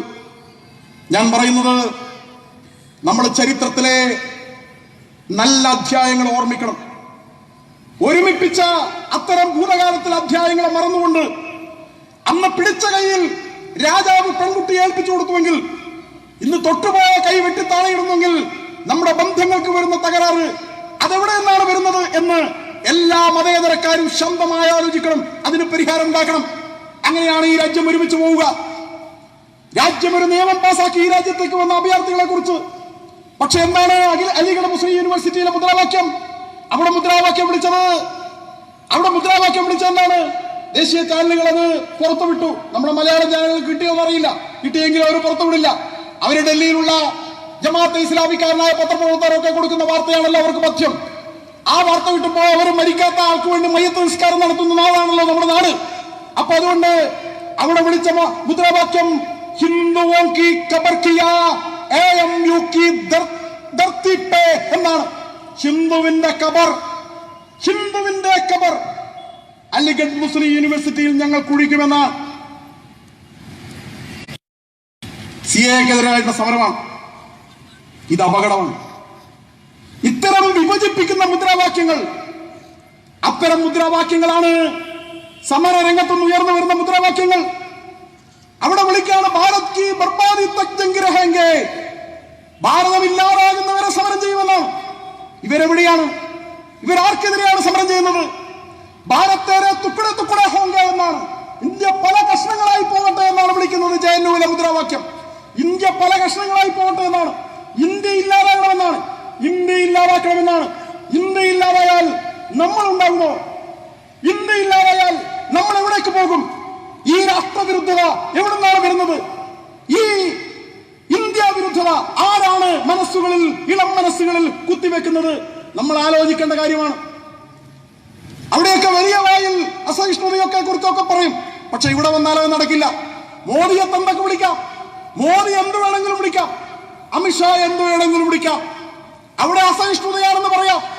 ഡൽഹിയിൽ നിന്ന് വിമാനം കയറി കൊണ്ടോട്ടി വന്നാൽ പിണറായി വിജയനും ചില ആളുകൾ അറസ്റ്റ് ചെയ്തിട്ടുണ്ട് എന്ന് പറഞ്ഞാൽ ഇവിടെ സഹിഷ്ണുതയുള്ള നാടാണ്, ഇവിടെ സ്വാതന്ത്ര്യമുള്ള നാടാണ്, ഇത് ആസാദിയുടെ ഭൂമിയാണ്.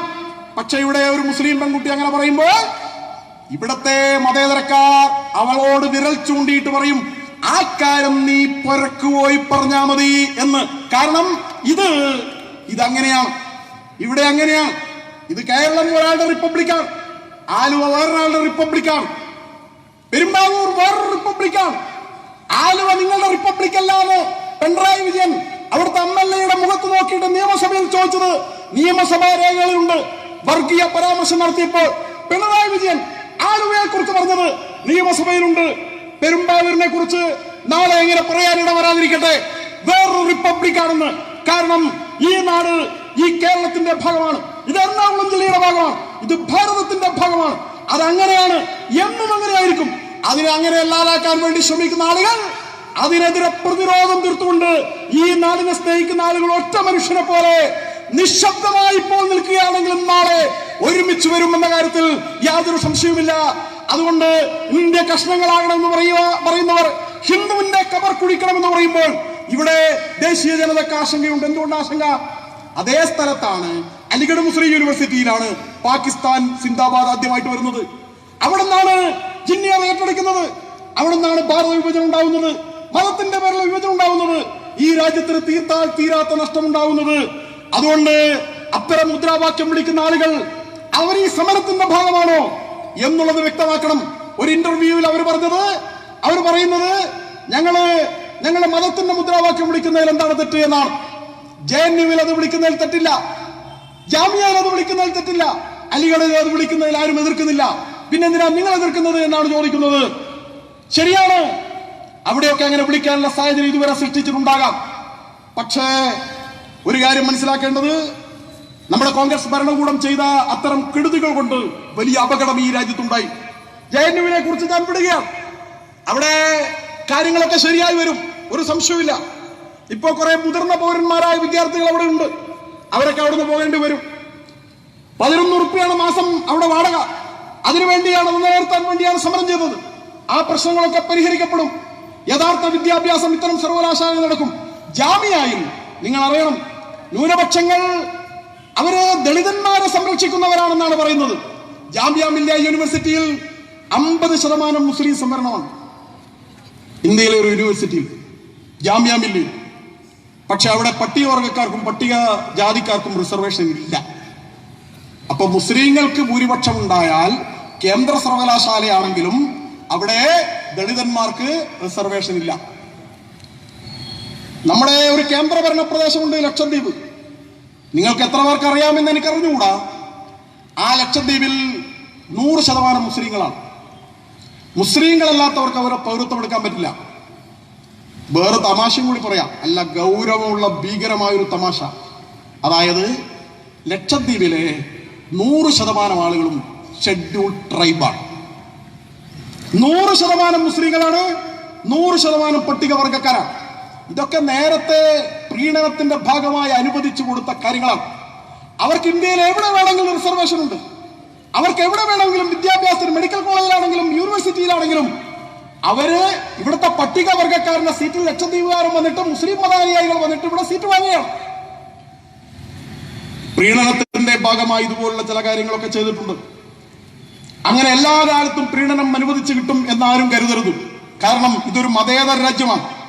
നമ്മളെല്ലാം പറയുന്നത് പോലെ ഈ മതേതരത്വമാണ് ഈ രാജ്യത്തിന്റെ ശക്തി. പക്ഷെ ഇവിടെ ഇപ്പോൾ നമ്മുടെ രാജ്യത്തെ ന്യൂനപക്ഷം ഭൂരിപക്ഷം എന്ന് ഉപയോഗിച്ചിരിക്കുകയാണ്. ഞാൻ അവസാനിപ്പിക്കുകയാണ്. നമ്മൾ സംസാരിക്കുന്നത് കേരളത്തിൽ നിന്നാണ്. കോഴിക്കോട് ഒരു റാലി നടന്നു. അത് പോപ്പുലർ ഫ്രണ്ടുകാരനാണ് ആ റാലി നടത്തിയത്. അവിടെ ഉയർന്ന മുദ്രാവാക്യങ്ങളിൽ ഏറ്റവും തീക്ഷ്ണമായത് 21 ഊരിയ കത്തി അറബിക്കടലിൽ എറിഞ്ഞിട്ടില്ല എന്നാണ്. നമ്മുടെ എത്ര രാഷ്ട്രീയ പാർട്ടിക്കാർ അതിന്റെ മതേതരക്കാർ അതിന്റെ ഭീകരമായ വശങ്ങളെ കുറിച്ച് ചിന്തിച്ചിട്ടുണ്ട് എന്ന് എനിക്ക് അറിഞ്ഞുകൂടാ. അവർ ചിന്തിക്കില്ല. പിന്നെ നമ്മുടെ മാധ്യമങ്ങൾക്കെല്ലാം ഒറ്റക്കണ്ണാണല്ലോ. അതിൽ ചിലരത് റിപ്പോർട്ട് ചെയ്തിട്ടുണ്ടാവാം. പക്ഷെ ബാലൻസ് ഒപ്പിക്കാൻ വേണ്ടി മാത്രമാണ് റിപ്പോർട്ടിംഗ് എല്ലാം വരുന്നത് എന്നാണ് ഏറ്റവും വലിയ പ്രശ്നം. ഏതായാലും ഒരു കാര്യം, 21 ഊരിയ കത്തി അറബിക്കടലിൽ എറിഞ്ഞിട്ടില്ല എന്ന് CAA വിരുദ്ധ സമരത്തിന്റെ ഭാഗമായി വിളിക്കുമ്പോൾ അതിന്റെ അപകട സൂചിയും അപായ സൂചനയും കൂടി തിരിച്ചറിയേണ്ട സാഹചര്യം പറഞ്ഞുകൊണ്ട് ഞാൻ അവസാനിപ്പിക്കുകയാണ്. 1921 തുർക്കിയിൽ ഖലീഫയായിരുന്ന ആ ഖലീഫയെ പുറത്താക്കാൻ അവിടുത്തെ മുസ്ലിം നേതാവായ മുസ്തഫ കമാൽ പാഷയുടെ നേതൃത്വത്തിൽ ഒരു സമരം നടന്നിട്ടാണ് ഖലീഫയെ പുറത്താക്കിയത്. ബ്രിട്ടീഷുകാർ അതിന് സഹായിച്ചു എന്നുള്ളതാണ് അവരുടെ വാദം. മുസ്ലിം മത നേതാവിനെ തുർക്കിയിൽ പുറത്താക്കിയ പ്രശ്നം ബ്രിട്ടന്റെ സഹായത്തോടു കൂടിയാണ് എന്നുള്ളത് കൊണ്ട് ആ ഖലീഫയെ പുറത്താക്കിയത് പുനഃസ്ഥാപിക്കാൻ വേണ്ടി മുസ്ലിങ്ങൾ ആഗോള വ്യാപകമായി നടത്തിയ ജിഹാദി സമരത്തിന്റെ പേരാണ് ഖിലാഫത്ത്. അത് മുസ്ലിങ്ങളുടെ തീർത്തും മതപരമായ ഒരു കാര്യമാണ്, ഈ രാജ്യവുമായി ബന്ധപ്പെടാത്ത കാര്യമാണ്. പക്ഷെ കോൺഗ്രസ് എന്ത് ചെയ്തു? കോൺഗ്രസ് അന്ന് ഈ ഖിലാഫത്ത് സമരം ബ്രിട്ടീഷുകാർക്കെതിരായിട്ട് ഇന്ത്യയിൽ ഉപയോഗിച്ചു. കാരണം മുസ്ലിങ്ങൾക്ക് മതപരമായി വൈകാരികമായതുകൊണ്ട് ഖിലാഫത്ത് സമരത്തിൽ അവർ വരും, സ്വാതന്ത്ര്യ സമരത്തിൽ അവർ വരുന്നില്ല. അവർ ഇതിൽ പങ്കെടുപ്പിക്കണം. ഒറ്റക്കും തെറ്റക്കുമേ വരുന്നുള്ളൂ. ഇപ്പൊ ചില ആളുകള് 29 കൊല്ലം ജയിലിൽ കിടന്ന സാവർക്കറെയൊക്കെ ഷൂ നക്കിയെന്നൊക്കെ പറഞ്ഞ് ആക്ഷേപിക്കുന്നുണ്ടല്ലോ. അന്ന് ഈ സമരത്തിൽ പങ്കെടുക്കാൻ കണ്ടീഷൻ വെച്ച ആളുകളാണ്. അന്ന് ഈ സമരത്തിൽ പങ്കെടുക്കണമെങ്കിൽ എന്തു ചെയ്യണം എന്നതിനെ സംബന്ധിച്ച് വ്യവസ്ഥ വെച്ച ആളുകളാണ്. 1953 സമരത്തിനെ കുറിച്ചിട്ട് വൈദേശിക മുഖം വലിച്ചെറിയാനുള്ള ആവേശത്തിൽ ചിലർ ഇന്ത്യൻ ദേശീയതയെ വായ്പുണരുന്ന ചിന്താധാരയുടെ ഭാഗമായി തീരുന്നത് എന്നെ അലോസരപ്പെടുത്തുന്നു. ഒരു പൊതുപ്രശ്നത്തിന്റെ പേരിൽ മുസ്ലിങ്ങളും ഹിന്ദുക്കളും യോജിക്കുന്നത് ശരിയാണെന്നാണ് അത്തരക്കാർ കരുതുന്നത്. ഈ ചിന്താധാരക്കാർ തങ്ങളുടെ ആവേശത്തിമർപ്പിൽ അന്ധരായിരിക്കുന്നു. ദേശീയ പ്രസ്ഥാനത്തിന്റെ വളർച്ച മുസ്ലിങ്ങൾക്കും അവരുടെ ഭാവിക്കും വിനാശകരമായിരിക്കും. സയ്യിദ് അൻസാരി ഗിലാനി പേജ് 48 ജമാഅത്തെ ഇസ്ലാമിയുടെ സ്ഥാപകരായിട്ടുള്ള മൗലാന മൗദൂദി എഴുതിയ പുസ്തകം. ആ പുസ്തകത്തിന്റെ തർജ്ജമയാണ് ദേശീയ പ്രസ്ഥാനത്തിന്റെ വളർച്ച മുസ്ലിമിന് ഭീഷണിയായിരിക്കുമെന്ന് പറഞ്ഞത് കോൺഗ്രസിനെതിരായിട്ടാണ്. അബുൽ അല മൗദൂദി സ്വാതന്ത്ര്യ സമരകാലത്ത് പറയാണ്, സയ്യിദ് അലാഉല മൗദൂദി ജീവചരിത്രത്തിൽ പറയാണ്, നാം ഇന്ത്യക്കാർ മാത്രമാണെന്നോ, നാം ആദ്യം ഇന്ത്യക്കാരാണെന്നോ പറയുന്നവരോട് ഞാൻ യോജിക്കുന്നില്ല. എന്റേതിൽ നിന്ന് വ്യത്യസ്തമായ പാതയാണ് അത്തരക്കാർ സ്വീകരിക്കുന്നത്. വിരുദ്ധ ദിശകളിലാണ് ഞങ്ങളുടെ യാത്ര. മുസ്ലിങ്ങൾ എന്ന നിലക്കല്ല, ഇന്ത്യക്കാർ എന്ന നിലക്കാണ് അവർ രാഷ്ട്രീയ സ്വാതന്ത്ര്യവും സാമ്പത്തിക ക്ഷേമവും സുസ്ഥിരതയും കാക്ഷിക്കുന്നത്. ആകട്ടെ ക്ഷയിച്ചുകൊണ്ടിരിക്കുന്ന ഇസ്ലാമിക അധികാരത്തിന് വഴിത്തിരിവായി മാറുന്ന സ്വാതന്ത്ര്യമാണ്. മൗദൂദി ടോട്ടൽ മൂവ്മെന്റ് പേജ് 47 അദ്ദേഹത്തിന് ഇസ്ലാമിക രാജ്യമാണ് സ്ഥാപിക്കേണ്ടിയിരുന്നത്. അത് സ്ഥാപിക്കാത്തതുകൊണ്ടാണ് സ്വാതന്ത്ര്യ സമരത്തിൽ മാറിയുന്നത്. സ്വാതന്ത്ര്യത്തിന്റെ പേരിൽ മുസ്ലിങ്ങളായ നാം നമ്മുടെ വ്യക്തിത്വം കളഞ്ഞു കുടിക്കുകയാണെങ്കിൽ അത്യന്തം അപകടകരമായ അബദ്ധമായിരിക്കും അത്. നാം ഒന്നാമതായി മുസ്ലിങ്ങളാണ്, അവസാനമായി മുസ്ലിങ്ങൾ തന്നെ. ഈ യാഥാർത്ഥ്യം ഇത്തരുണത്തിൽ നാം വ്യക്തമാക്കേണ്ടതുണ്ട്. ഈ നിലപാട് പരിരക്ഷിച്ചുകൊണ്ട് മാത്രമേ നാം സ്വാതന്ത്ര്യ സമരത്തിൽ പങ്കെടുക്കാൻ പാടുള്ളൂ. മൗലാന മൗദൂദി ജമാഅത്തെ ഇസ്ലാമി ലഘുപരിചയം 27 പേജ് ഷെയ്ഖും പ്രതികാരക്കുന്നു. സ്വാതന്ത്ര്യ സമരത്തിൽ ഇസ്ലാമിക രാജ്യം കിട്ടുമെങ്കിൽ മാത്രമേ പങ്കെടുക്കാൻ പാടുള്ളൂ. ആർക്ക് മറുപടിയായിട്ടാണ് ഇത് പറഞ്ഞത്? മറുപടി മുസ്ലിമിന് മറുപടിയായിട്ടാണ് പറഞ്ഞത്. മുസ്ലിം സഹോദരന്മാർ ശ്രദ്ധിക്കുക, അവരെല്ലാവരും ഈ ചിന്താഗതിക്കാരായിരുന്നില്ല. ഈ രാജ്യത്തോട് ചേർന്നുള്ള മുസ്ലിങ്ങളുണ്ട്. മൗലാന അബ്ദുൽ കലാം ആസാദ് 1940 കോൺഗ്രസിന്റെ രാഷ്ട്രീയ സമ്മേളനത്തിൽ അതിന്റെ അധ്യക്ഷനായിക്കൊണ്ട് അദ്ദേഹം പറയുകയാണ്, 1200 വർഷം നീണ്ടുന്ന നമ്മുടെ പൊതുചരിത്രം ഇന്ത്യയെ സമ്പന്നമാക്കിയിരിക്കുന്നു. നമ്മുടെ കൂട്ടായ്മയുടെ മുദ്ര നമ്മുടെ ഭാഷകളിലും നമ്മുടെ കവിതകളിലും നമ്മുടെ സംസ്കാരത്തിലും നമ്മുടെ കലയിലും നമ്മുടെ ആചാരങ്ങളിലും നമ്മുടെ ദൈനംദിന ജീവിതത്തിലും ഒക്കെ പതിഞ്ഞു കിടപ്പുണ്ട്. സഹസ്രാബ്ദ ദൈർഘ്യമുള്ള ഈ കൂട്ടായ ജീവിതം നമുക്കൊരു പൊതുദേശീയത പ്രദാനം ചെയ്തിരിക്കുന്നു. ഏതെങ്കിലും ദുരാസക്തത്തിലോ ഭിന്നിപ്പിക്കാനുള്ള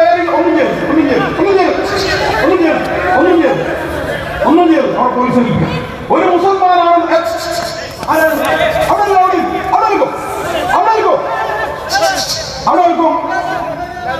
നമ്മുടെ പ്രവർത്തകന്മാർ ഒരാഴ്ചയാണ് അങ്ങോട്ട് പോകണം.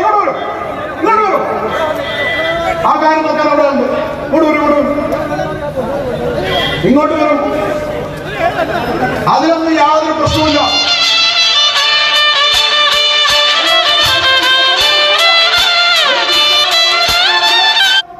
ഒരു നിസ്സാരമായ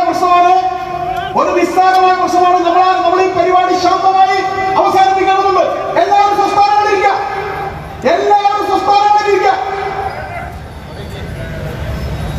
നമ്മൾ മനസ്സിലാക്കേണ്ടത് മരുന്നുറ്റിക്കുമ്പോ പുഴു പുറത്തുകയാണെന്ന് നമ്മൾ മനസ്സിലാക്കണം. അത്രയോ നമ്മൾ അറിയുന്നത്. അത് നോക്കാനിവിടെ ആളുണ്ട്. മരുന്നുറ്റിക്കുമ്പോ പുഴു പുറത്തുകയാണ്. അപ്പൊ അതുകൊണ്ട് ഒരു മുസൽമാൻ ആണെന്നറിയും ഞാൻ അഭിമാനിക്കുന്നു. ആ സത്പറിയാണ് 13 നൂറ്റാണ്ട് പഴക്കമുള്ള അതിന്റെ പാരമ്പര്യം എന്റെ പൈതൃകത്തിന്റെ ഭാഗമാണ്. പക്ഷെ അത് മാത്രമല്ല എന്റെ പൈതൃകം. ഒരു ഇന്ത്യക്കാരൻ എന്നതിൽ കൂടി ഞാൻ അഭിമാനം കൊള്ളുന്നു. ഇന്ത്യൻ ദേശീയത എന്ന അവിഭാജ്യ ഏകകത്തിന് ഞാൻ അനുപേക്ഷിക്കണം. എന്റെ ഭാവത്തിൽ അത് പൂർണ്ണമായിരിക്കും. Travis Zakaria the struggle with Islam page 287. Abdul Kalam പറയുന്നത് ഒരു ഇന്ത്യക്കാരനാണെന്ന് ഞാൻ അഭിമാനിക്കുന്നു, ഒരു മുസ്ലിം ആണെന്ന് ഞാൻ അഭിമാനിക്കുന്നു. പക്ഷെ ഇന്ത്യൻ ദേശീയത എന്റെ ഹൃദയത്തോട് ചേർത്തതാണ് എന്നുള്ളത് രണ്ടു ധാരയാണ്. ആ രണ്ടു ധാരയിൽ അബ്ദുൽ കലാമിന്റെ വിശുദ്ധമായ ഒരു പാതയുണ്ട്, ദേശീയതയുടെ പാത. മൗലാന മൗദൂദിയുടെ പാതയുണ്ട്, അത് ഈ രാജ്യത്തെ തകർക്കുന്ന പാതയാണ്. ഏത് പാത വേണമെന്ന് സ്വീകരിക്കാൻ, ഏത് പാത തെരഞ്ഞെടുക്കണമെന്ന് ചിന്തിക്കാൻ ഇവിടുത്തെ മതേതര ചിന്താഗതിയുള്ള ആളുകൾ തയ്യാറാകണം. ഒപ്പം തന്നെ ഈ രാജ്യം നിലനിൽക്കണമെന്ന് ആഗ്രഹിക്കുന്ന മുഴുവൻ ആളുകളും തയ്യാറാകണം എന്ന് അഭ്യർത്ഥിക്കുകയാണ്. ആ സമരം ഖിലാഫത്ത് സമരം. പക്ഷേ നമ്മുടെ മലബാറിൽ അതിന്റെ പേരാണ് മാപ്പിള ലഹള. ഞാൻ വിശദാംശങ്ങളിലേക്ക് പോകുന്നില്ല. ഞാൻ നിങ്ങളോട് കോൺഗ്രസിന്റെ KPCC ജനറൽ സെക്രട്ടറി എഴുതിയ മലബാർ കലാപം എന്ന പുസ്തകം വായിക്കുക. ആ പുസ്തകത്തിൽ ഖിലാഫത്ത് കമ്മിറ്റിയുടെ സെക്രട്ടറി ആയിരുന്ന അദ്ദേഹം എന്താണ് മലബാറിൽ നടന്നത് എന്ന് പറയുന്നുണ്ട്. ഖിലാഫത്ത് ആർക്കെതിരായിട്ടായിരുന്നു? ബ്രിട്ടീഷുകാർക്കെതിരായിരുന്നു. ഏറനാട്ടിലും കൊള്ളുവനാട്ടിലും മലബാറിലുമെല്ലാം ആർക്കെതിരായിട്ടാണ് പോകുന്നത് എന്നതിനെ സംബന്ധിച്ച് ഞാൻ ഒന്നും പറയുന്നില്ല. പക്ഷേ ഞാൻ രണ്ടു പേർ പറയുന്നത് മാത്രം പറഞ്ഞുകൊണ്ട് ഞാൻ അവസാനിപ്പിക്കുകയാണ്. ഗാന്ധിജിയാണ്. ഗാന്ധിജി പറയുകയാണ്, മലബാറിൽ സംഭവിച്ച കാര്യങ്ങൾ അവിടുത്തെ ചുറ്റുപാടുകൾ ശരിക്കറിയാവുന്ന നമ്മുടെ എല്ലാം മനസ്സിലെ കാർന്നു നിന്നുകയാണ്. നമ്മുടെ മാപ്പിള സഹോദരന്മാർക്ക് ഭ്രാന്ത് പിടിപെട്ടുപോയി എന്ന് ഓർമ്മിക്കുമ്പോൾ എന്റെ ഹൃദയത്തിൽ നിന്നും രക്തം വാർന്നുവയ്ക്കുകയാണ്. അവർ ഉദ്യോഗസ്ഥന്മാരെ വധിച്ചു എന്ന് ചിന്തിക്കുമ്പോൾ എന്റെ ഹൃദയം വേദനിക്കുന്നു. അവർ ഹിന്ദു വീടുകൾ കൊള്ളയടിക്കുകയും നൂറുകണക്കിന് സ്ത്രീ പുരുഷന്മാരെ ഭവനരഹിതരും ഭക്ഷണരഹിതമാക്കുകയും ചെയ്തു എന്ന് ഓർക്കുമ്പോൾ എന്റെ വേദനക്കതിരില്ല. ഹിന്ദുക്കളെ ഇസ്ലാമിലേക്ക് ബലാത്കാരമായി അവർ മതം മാറ്റിയിരിക്കുന്നു എന്നറിയുമ്പോൾ ഞാൻ നീറിപ്പോകുന്നു. യങ് ഇന്ത്യ 22/9/1921 മഹാത്മാഗാന്ധി ഭരണഘടനയെ കുറിച്ചാണല്ലോ പറയുന്നത്. അംബേദ്കർ അതിനെ കുറിച്ച് എന്താണ് പറഞ്ഞത് എന്ന് നോക്കുക. മാപ്പിളമാരെ ആകമാനം ഇളക്കി മറിച്ച ലഹളയായിരുന്നു മലബാറിൽ ബ്രിട്ടീഷ് ഗവൺമെന്റിനെതിരെ നടന്ന പ്രക്ഷോഭം.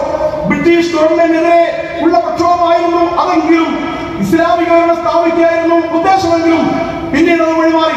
കത്തികളും ആളുകൾ കുന്നങ്ങൾ സ്വന്തമായി നിർമ്മിക്കുകയും അക്രമികളെ സംഘടിപ്പിക്കുകയും ചെയ്തു. 1921 ആഗസ്റ്റ് 20 തിരുവരങ്ങാടിയിൽ വെച്ച് മാപ്പിളമാരെ ബ്രിട്ടീഷ് സൈന്യം തമ്മിൽ ഉഗ്രമായ സംഘടന നടന്നു. റോഡുകളിൽ മാർഗതടസ്സം സൃഷ്ടിക്കുകയും ടെലിഗ്രാഫ് കമ്പികളും റെയിൽവേ ലൈനുകളും എല്ലാം പലയിടങ്ങളിലും മുറിക്കുകയും ചെയ്തു.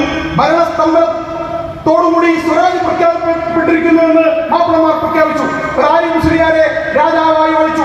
അംബേദ്കർ പറയുക, ഖിലാഫത്ത് കൊടികൾ നാട്ടുകയും ഏറനാട് വള്ളുവനാട് താലൂക്കുകൾ ഖിലാഫത്ത് രാജ്യമായി പ്രഖ്യാപിക്കുകയും ചെയ്തു. ബ്രിട്ടീഷ് ഗവൺമെന്റിനെതിരെയുള്ള കലാപമാണെങ്കിൽ ഇതെല്ലാം മനസ്സിലാക്കാവുന്നതേ ഉള്ളൂ. എന്നാൽ എത്ര ആലോചിച്ചിട്ടും എനിക്ക് മനസ്സിലാവാത്തത് മലബാറിലെ ഹിന്ദുക്കളുടെ നേർക്ക് മാപ്പിളമാർ കാട്ടിയ വിക്രിയകളാണ്. മാപ്പിളമാരുടെ കൈകൊണ്ട് ഹിന്ദുക്കൾക്ക് നേരിട്ട ദുർഗതി ഭയങ്കരമായിരുന്നു. കൊലകൾ, ബലം പ്രയോഗിച്ചുള്ള മതപരിവർത്തനം, ക്ഷേത്രധ്വംസനങ്ങൾ, ഗർഭിണികളായ സ്ത്രീകളെ വെട്ടിപ്പിളർക്കുക തുടങ്ങി കൊള്ളിവെപ്പ് വേണ്ട മൃഗീയവും അനിയന്ത്രിതവുമായ കട്ടാളത്തിന്റെ എല്ലാ ദുഷ്കൃത്യങ്ങളും ഹിന്ദുക്കളുടെ മേൽ മാപ്പിളമാർ നിർബാധം നടത്തി. ദുർഗമവും വിശാലവുമായ ആ പ്രദേശത്ത് നിയമവാഴ്ച പുനഃസ്ഥാപിക്കുവാൻ പട്ടാളം എത്തിച്ചേരുന്നതുവരെ ഇത് തുടർന്നു. 6 മാസമാണ്. കൊല്ലപ്പെടുകയും മതം മാറ്റപ്പെടുകയും മുറിവേൽപ്പിക്കപ്പെടുകയും ചെയ്ത ഹിന്ദുക്കളുടെ എണ്ണം കൃത്യമായി അറിഞ്ഞുകൂടാ. എന്നാൽ അത് തീർച്ചയായും ഭീമമായ ഒന്നാണ്. Doctor Ambedkar Pakistan or partition of India. ഗാന്ധിജിയും അംബേദ്കറും പറഞ്ഞ കാര്യങ്ങൾ മാത്രമേ ഞാൻ പറയുള്ളൂ. എന്റെ വാക്കുകളൊന്നും പറയുന്നില്ല. നിങ്ങൾ പുസ്തകങ്ങൾ, ചരിത്രരേഖകൾ വായിക്കുക. കാരണം 2021 ഒരു കൊല്ലമാണുള്ളത്, 100 കൊല്ലമാവാൻ പോവുകയാണ്. ഇതാണ് പ്രശ്നം. അവിടെ വീണ്ടും അന്ന് കോൺഗ്രസ് പിന്തുണച്ചുകൊണ്ട് ഈ രാജ്യവുമായി ബന്ധമില്ലാത്ത ഒരു സമരപ്രഖ്യാപനം നടത്തിയിട്ട് അതിന്റെ പേരിൽ അവിടെയുള്ള മുസ്ലിങ്ങൾ അക്രമാസക്തരായി ചെയ്തു കൂട്ടിയ ഈ കാര്യങ്ങൾ, കൂട്ടമത വിവർത്തനങ്ങൾ, കൂട്ടക്കൊലകൾ, അതെല്ലാം ഈ രാജ്യത്തിന് വേണ്ടിയുള്ള പ്രശ്നത്തിന് വേണ്ടി ആയിരുന്നില്ല എന്നുള്ളത് മനസ്സിലാക്കണം. അന്ന് കോൺഗ്രസ് അതിനെ പിന്തുണച്ചത്. പിന്നീട് കോൺഗ്രസ് മാപ്പ് പറഞ്ഞു, പിന്നീട് ഗാന്ധിജി ക്ഷമ പറഞ്ഞു, പിന്നീട് കോൺഗ്രസ് നേതാക്കൾ തെറ്റ് ചൂണ്ടിക്കാണിച്ചു. പക്ഷെ അപ്പോഴത്തേക്ക് 12,500 ആളുകൾ കൊല്ലപ്പെട്ടിരുന്നു, ആയിരക്കണക്കിന് ആളുകൾ മതപരിവർത്തനം ചെയ്യപ്പെട്ടിരുന്നു, 10,000-കണക്കിന് വീടുകൾ തകർക്കപ്പെട്ടിരുന്നു, ആയിരക്കണക്കിന് ക്ഷേത്രപ്രശ്നങ്ങൾ നടന്നു കഴിഞ്ഞു. പിന്നെ മാപ്പ് പറഞ്ഞിട്ട് എന്താണ് കാര്യം? അങ്ങനെ മാപ്പ് പറഞ്ഞതോടുകൂടി പ്രശ്നം അവസാനിക്കുന്നില്ല. ഇപ്പോഴിതാ വീണ്ടും ഈ രാജ്യത്തിന് വേണ്ടിയല്ലാത്ത, ഈ രാജ്യത്തെ പൗരന്മാരെ ഒരു തരത്തിലും ബാധിക്കാത്ത ഒരു കാര്യത്തിന് വേണ്ടി ജിഹാദി കൂട്ടങ്ങളെ തെരുവിലിറക്കിയിരിക്കുകയാണ്. അവരിപ്പോൾ പഴയ 21 കത്തിയെ കുറിച്ച് പറയുകയാണ്. ആ കത്തി അന്നാർക്ക് നേരെയാണ് ഉപയോഗിച്ചത് എന്നുള്ളത് ഓർക്കുമ്പോൾ സാമാന്യ ഹിന്ദുക്കളെ സംബന്ധിച്ചിടത്തോളം ആശങ്കയുണ്ട്. കാരണം 1920 RSS ഒന്നുമില്ല, സംഘപരിവാറില്ല. അന്ന് രാമനും കോമനും പാവപ്പെട്ട ഹിന്ദുവല്ല. ആ കത്തിക്കുമ്പിൽ പിടഞ്ഞോടിയിട്ട് കുളിച്ചുവാന്ന് പറയുമ്പോ കുളിച്ചു വന്ന് കഴുത്ത് നീട്ടെന്ന് പറയുമ്പോ കഴുത്ത് വെട്ടിയിട്ട് ചങ്ങ് വെട്ടി കവലയിൽ കൊണ്ടുപോയിട്ട് 100-കണക്കിന് ആളുകളെ ചങ്ങ് വെട്ടുമ്പോഴും തുള്ളൂർ കിണറിൽ കൊണ്ടുപോയിട്ട് ചങ്ങ് വെട്ടി തള്ളുമ്പോഴുമെല്ലാം കരയാൻ മാത്രമായിരുന്നു അവർക്ക് സാധിക്കുന്നത് എന്നുള്ളതുകൊണ്ട് പിന്നീട് ഒരു മാപ്പ് പറയുമ്പോൾ ആ പ്രശ്നം തീർന്നില്ല. അതുകൊണ്ടാണ് പറയുന്നത്, നിങ്ങൾ കുടത്തിൽ നിന്നും ഭൂതത്തെ തുറന്നു വിടുമ്പോൾ വളരെ ആലോചിക്കേണ്ടതുണ്ട്. നിങ്ങൾക്ക് ഈ ഭൂതത്തെ കുടത്തിൽ തിരിച്ചു കയറ്റാൻ പറ്റുമോ എന്നുള്ളത് ആലോചിച്ച് മാത്രമേ നിങ്ങൾ ഭൂതത്തെ കുടത്തിൽ നിന്ന് തുറന്നു വിടാൻ പറയുന്നു. പിന്നെ നിങ്ങൾ ഖേദിക്കുമായിരിക്കും, പിന്നെ നിങ്ങൾ മാപ്പ് പറയുമായിരിക്കും.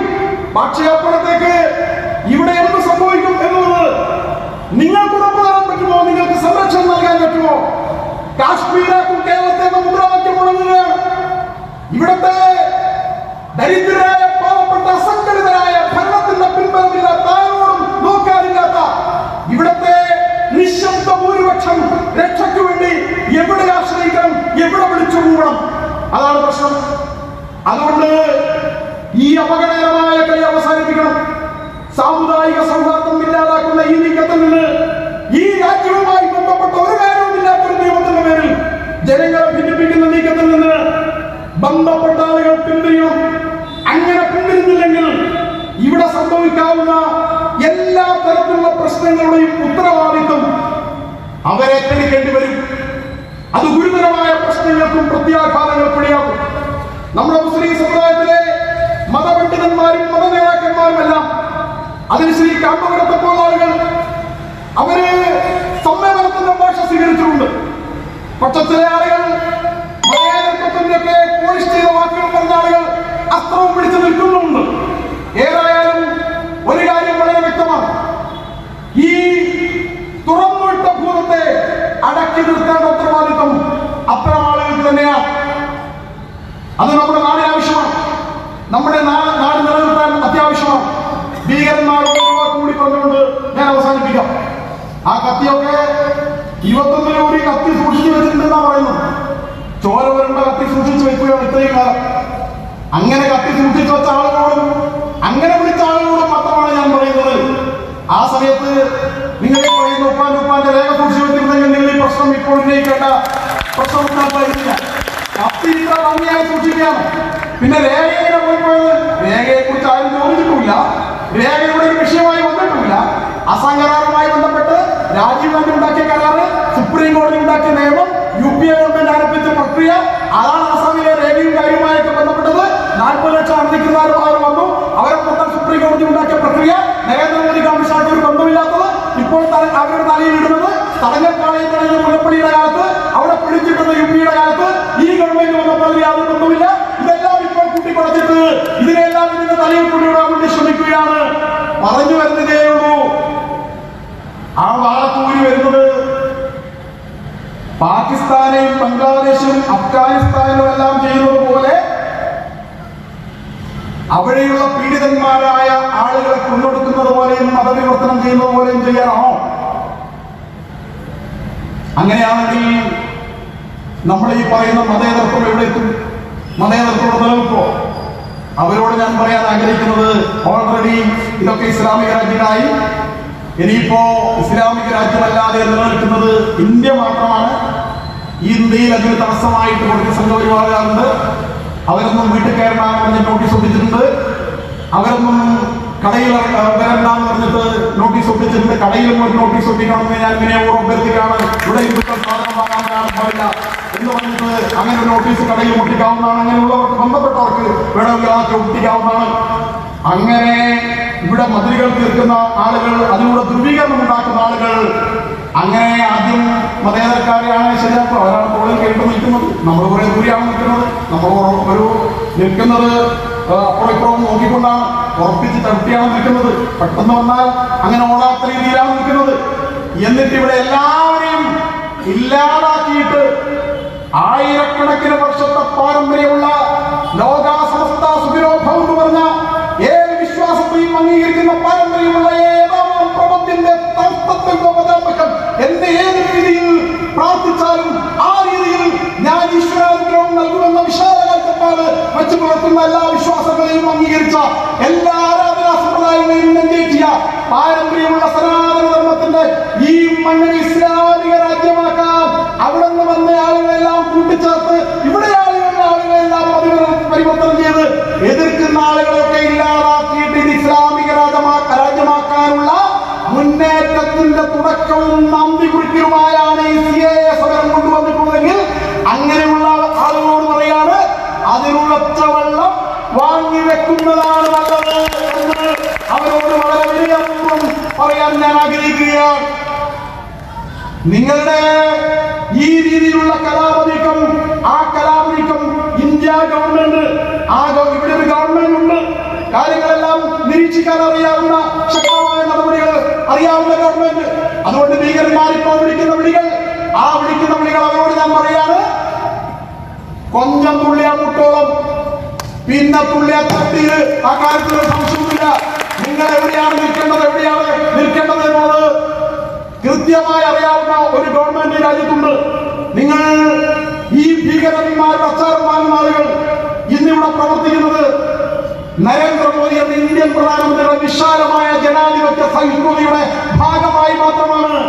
രാജ്യദ്രോഹികൾ എല്ലാവരും അഭിപ്രായം പറയട്ടെ എന്ന കാര്യത്തിന്റെ അടിസ്ഥാനത്തിലാണ് ഈ ഗവൺമെന്റ് പ്രവർത്തിക്കുന്നതെന്നുകൊണ്ട് മിനിഞ്ഞാന്ന് ബോഡോ കലാപകാരികളുമായി ഒപ്പിട്ടു.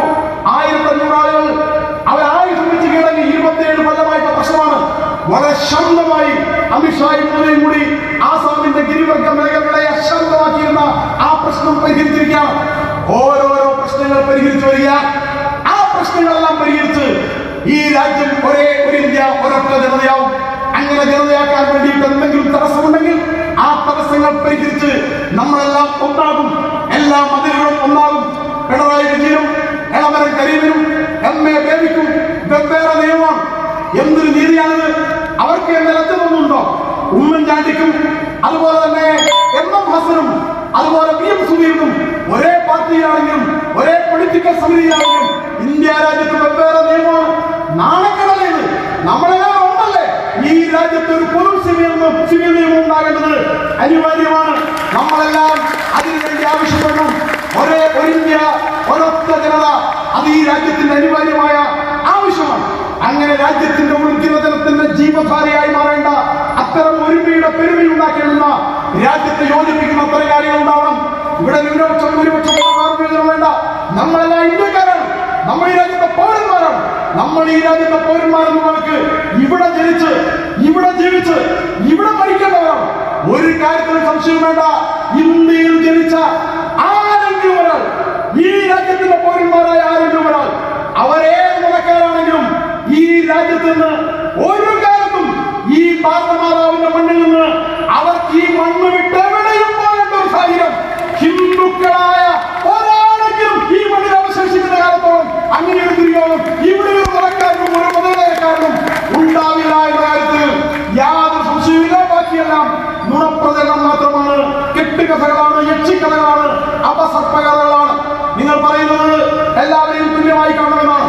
എല്ലാവരെയും തുല്യമായി കാണണം എന്ന കാര്യത്തിൽ സംശയമൊന്നുമില്ല. ഭരണഘടനയുടെ 16 പറയുന്നുണ്ട്.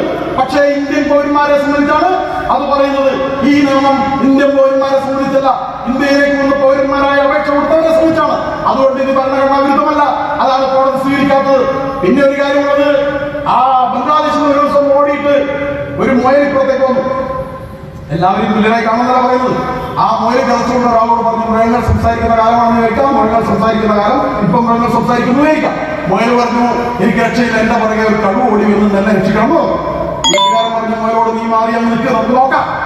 പുറകെ തന്നെ ഒരു കടുവയും വന്നു. കടുവ വന്നിട്ട് പറയുകയാണ് വീട്ടുകാരനോട്, എനിക്കും അഭയം തരണം, എന്നെയും രക്ഷിക്കണം, ഒരു കാര്യം കൂടി ചെയ്യണം. ആ മുയലിന്റെ ഇരയാണ്, എന്റെ അവകാശമാണ്, എന്റെ പക്ഷമാണ്, എനിക്ക് ആ മുയലിനെ വിട്ടു തരണം എന്ന്. നിങ്ങൾ എന്ത് ചെയ്യും? മുയലിനെ കടുവ കൊടുക്കോ? കടുവ ആവശ്യപ്പെടുന്ന പോലെ പൗരത്വം കൊടുക്കോ? അവിടെ നിന്ന് ഈ മുയലിനെ ആട്ടി ഓടിച്ചു വന്നാണ്. അവിടുന്ന് കിട്ടാത്തതുകൊണ്ട് അതിന്റെ പുറകിവിടെ വന്നാണ്. ഇവിടെ വന്നതിന് കൊല്ലാൻ നോക്കുമ്പോൾ ആ മുയലിനെ സംരക്ഷിക്കുക എന്നത് അത് ധാർമ്മികതയാണ്, അത് മനുഷ്യത്വമാണ്. ആ മനുഷ്യത്വമാണ് CAA എന്ന് പറയുന്നത്.